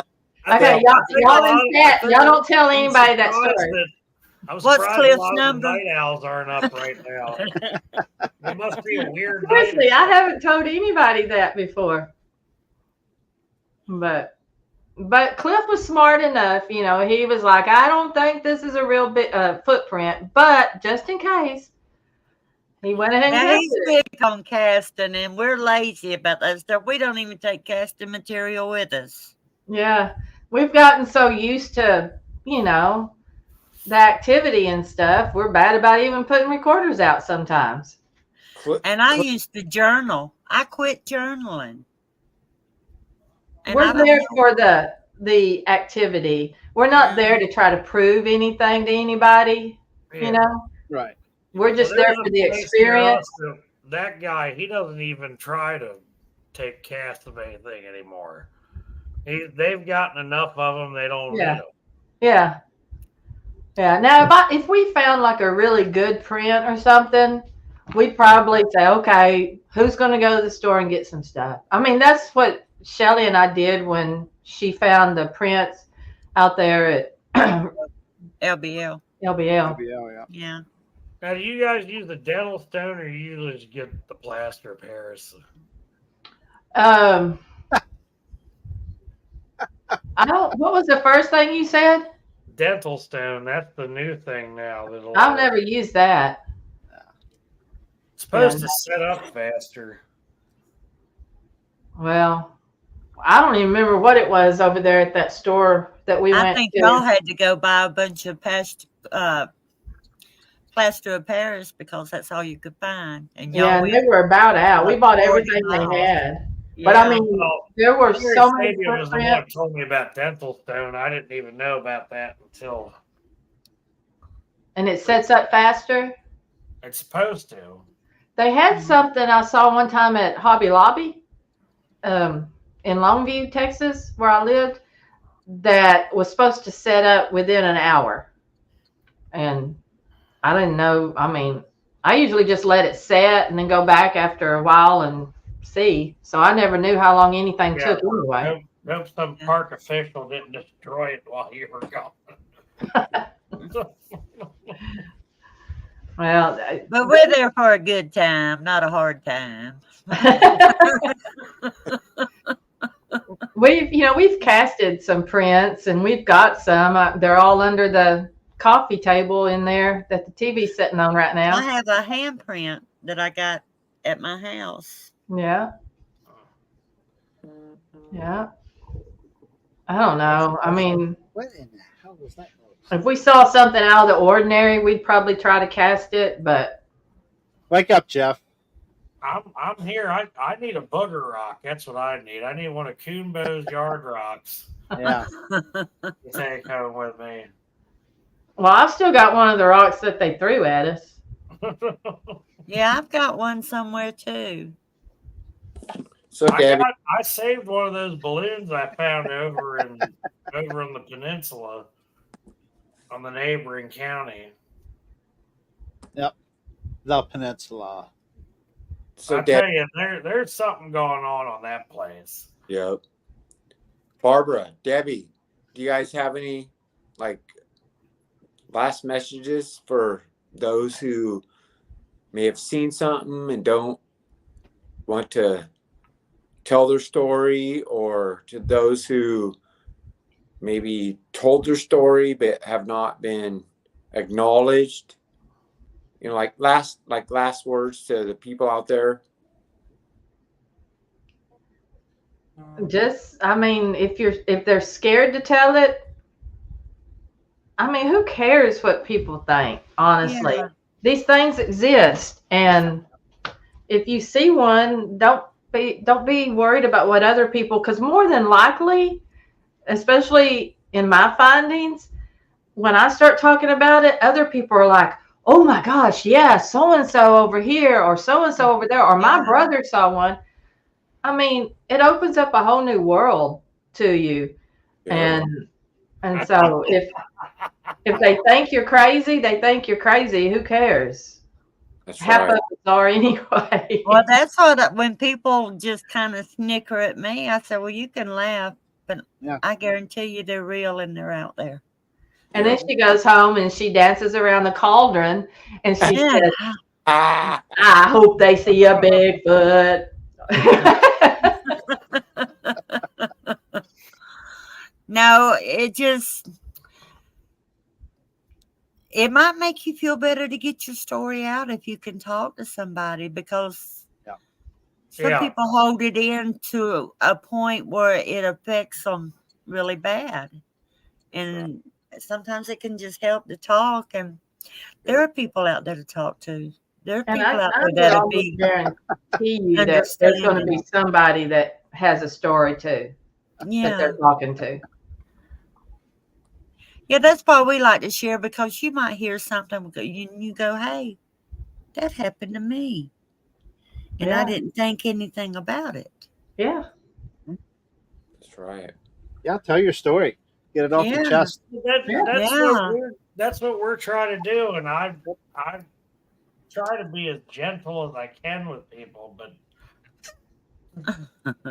do it. And I don't understand what's going to happen to you if you go on YouTube. You really think anybody from where you live is going to be like, "Hey, yeah, they're fucking crazy." Well, some people have to be careful because of their profession too. Like my sister Sandy, she used to run her own business, and she did not put Bigfoot on her Facebook because it could affect her customers. Right. No. They don't want to deal with the crazy Bigfoot woman. I'm just the dairy farmer that sells beef on the side. I ain't got no crazy stuff going on. Well, sometimes it's hard to believe yourself. Like when it first started happening to me at my home, it's like, I'm at home. I'm not deep in the woods. I'm at home.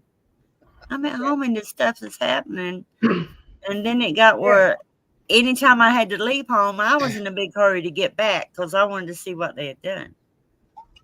Yeah.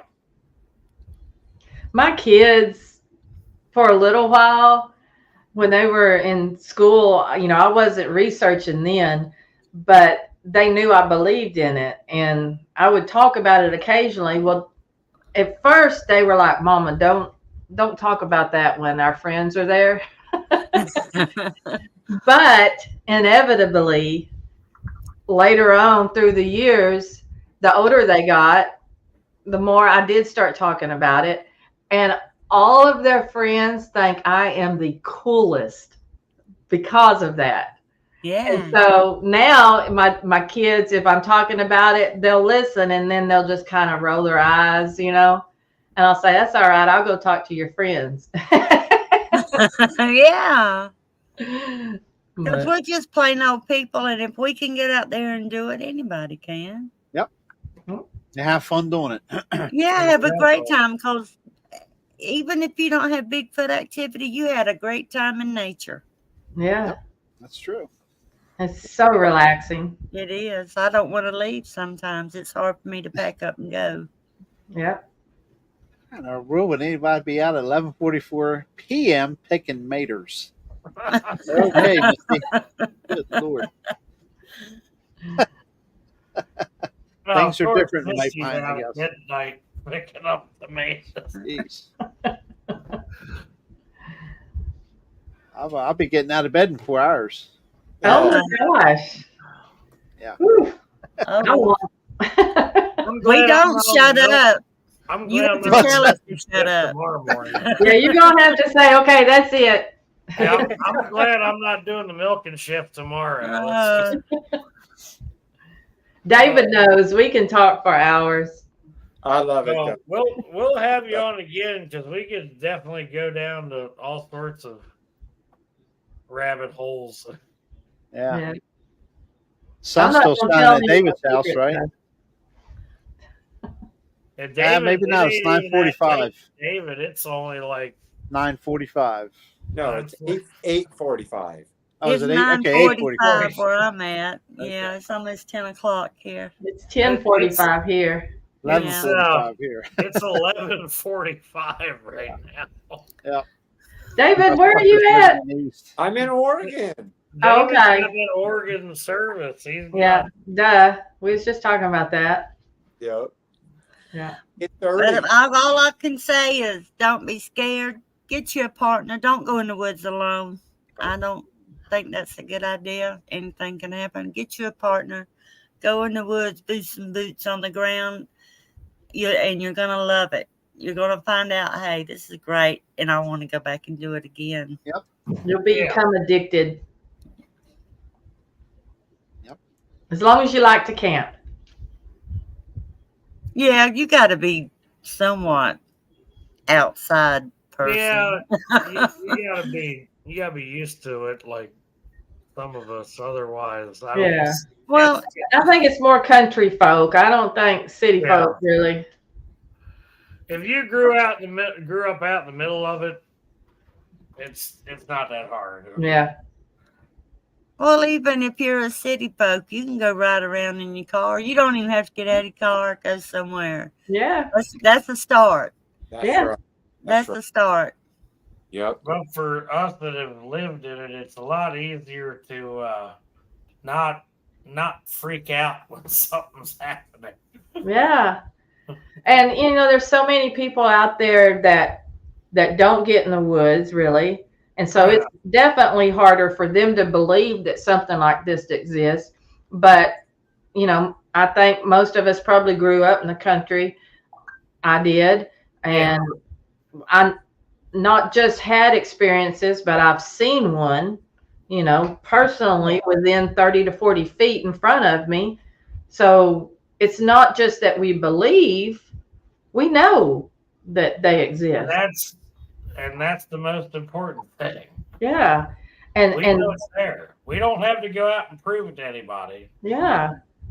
And that's what I try to tell people. But And I mean, once you experience just the least little bit, you're either going to be scared out of your mind and never want to go back, have anything to do with that again, or you're going to be hooked. It's one or the other. Yep. exactly. So, and we're just hooked. It's like our drug. I'd love to run over to Roger's, midnight marathon. We have to go to bed. Like, y'all go to bed so y'all can know who y'all are tomorrow and talk straight. Yeah. Oh, I have a feeling someone, River Morris, is probably going to call me here in the next 20 minutes. So, Yeah, because it's what, 12 hours earlier over there? I think it's Or a whole nother day? so right now. Tomorrow. It's tomorrow. Oh my goodness. Yeah. So it's 11:49. I can't hear him. Oh. It's going to be closer to 1 in the afternoon where River is. Tomorrow. Yeah, Tomorrow. Tomorrow, yeah. All right. Well, I'll shut my mouth. Me too. Me too. I tell you, we had a great time. I could talk to Absolutely. you. I talked to y'all all night, but We'll start an hour or two earlier next time. Yeah. We could talk to y'all all night. we're gonna have to do like one of those after-hour shows. We're We'll get Misty to come on, and Lord, we'll be up all night long. Oh my gosh. we'll break that marathon record. Yeah. We'll shoot for that 6-hour mark. I We're think we could do it. 3:44 now, so People will be tapping out Dorothy- trying to watch it. Dorothy's in DC. yes, DC. Yep. Well, if Well, y'all we need enjoyed it. somebody to talk about Bigfoot, just let us know. Absolutely. Awesome. Yeah. Lots was of stories awesome. too. We didn't even put a dent in the stories. I mean, No, I've heard all of them. I know. Just about all of them. And some new stuff tonight we even heard. So, Yep. Yeah, but we're not supposed to talk about it. that's right. Yeah. Now we just have to drag Larry out of hiding. That's Yeah. He's- Uh, Larry is something else. Yeah, he is. He's a mess. I know. he's on temporary retirement from He's good. live Well, streaming. Anybody? He's tired of that temporary retirement. Oh, he is. Well, I mean, he Back to likes work. it, but it gets worrisome when you're not getting paid. Debbie, thank you. Barbara, Thank you. thank you. Michael. Yes. Thank you Spencer very and much. I- Appreciate Thank it. you. You're Yeah, awesome. look, Our pleasure. You too, Sandy, even though you disappeared on Yeah. us. we lost He was Andy. sweet. Yep. Well, we I would enjoyed thank it. y'all. Yes. No, it We was Yeah. appreciate great. it. It was awesome. Okay. Yes. With that said, everybody hung in with us there in chat, man. We appreciate it. It's 1:20 p.m. down under Riverside. So Ah. tomorrow. All right. Well, if y'all are in Mena, come see us. Yeah, we'll We'll be be there. Isn't it like, The 2 20th weekends and from the now? 21st. yeah. It's a blue zip line in Mena, Arkansas, Yeah. or outside of Mena, It's whatever. up in corn, so I don't think that's gonna happen. Well, if you get a chance to, maybe some of our listeners be Yeah. that way. It's a good time to come. It'd be a good place to come and share because there's going to be so many people there that believe. Yeah. It's going to be fun. Yeah. It is. Anyway, y'all have a good night. Sounds Good like night. a plan. Keep in All Sweet right, touch. thank you. Thank you very Get much. in the woods. Appreciate it. Night, Thank night, footers. Good night. Twitters. I love it. Love it. Like, subscribe, share. It's free. Helps us out. Thank you, Debbie. Thank you, Barbara. Thank you, Sandy. You're Thank y'all. welcome.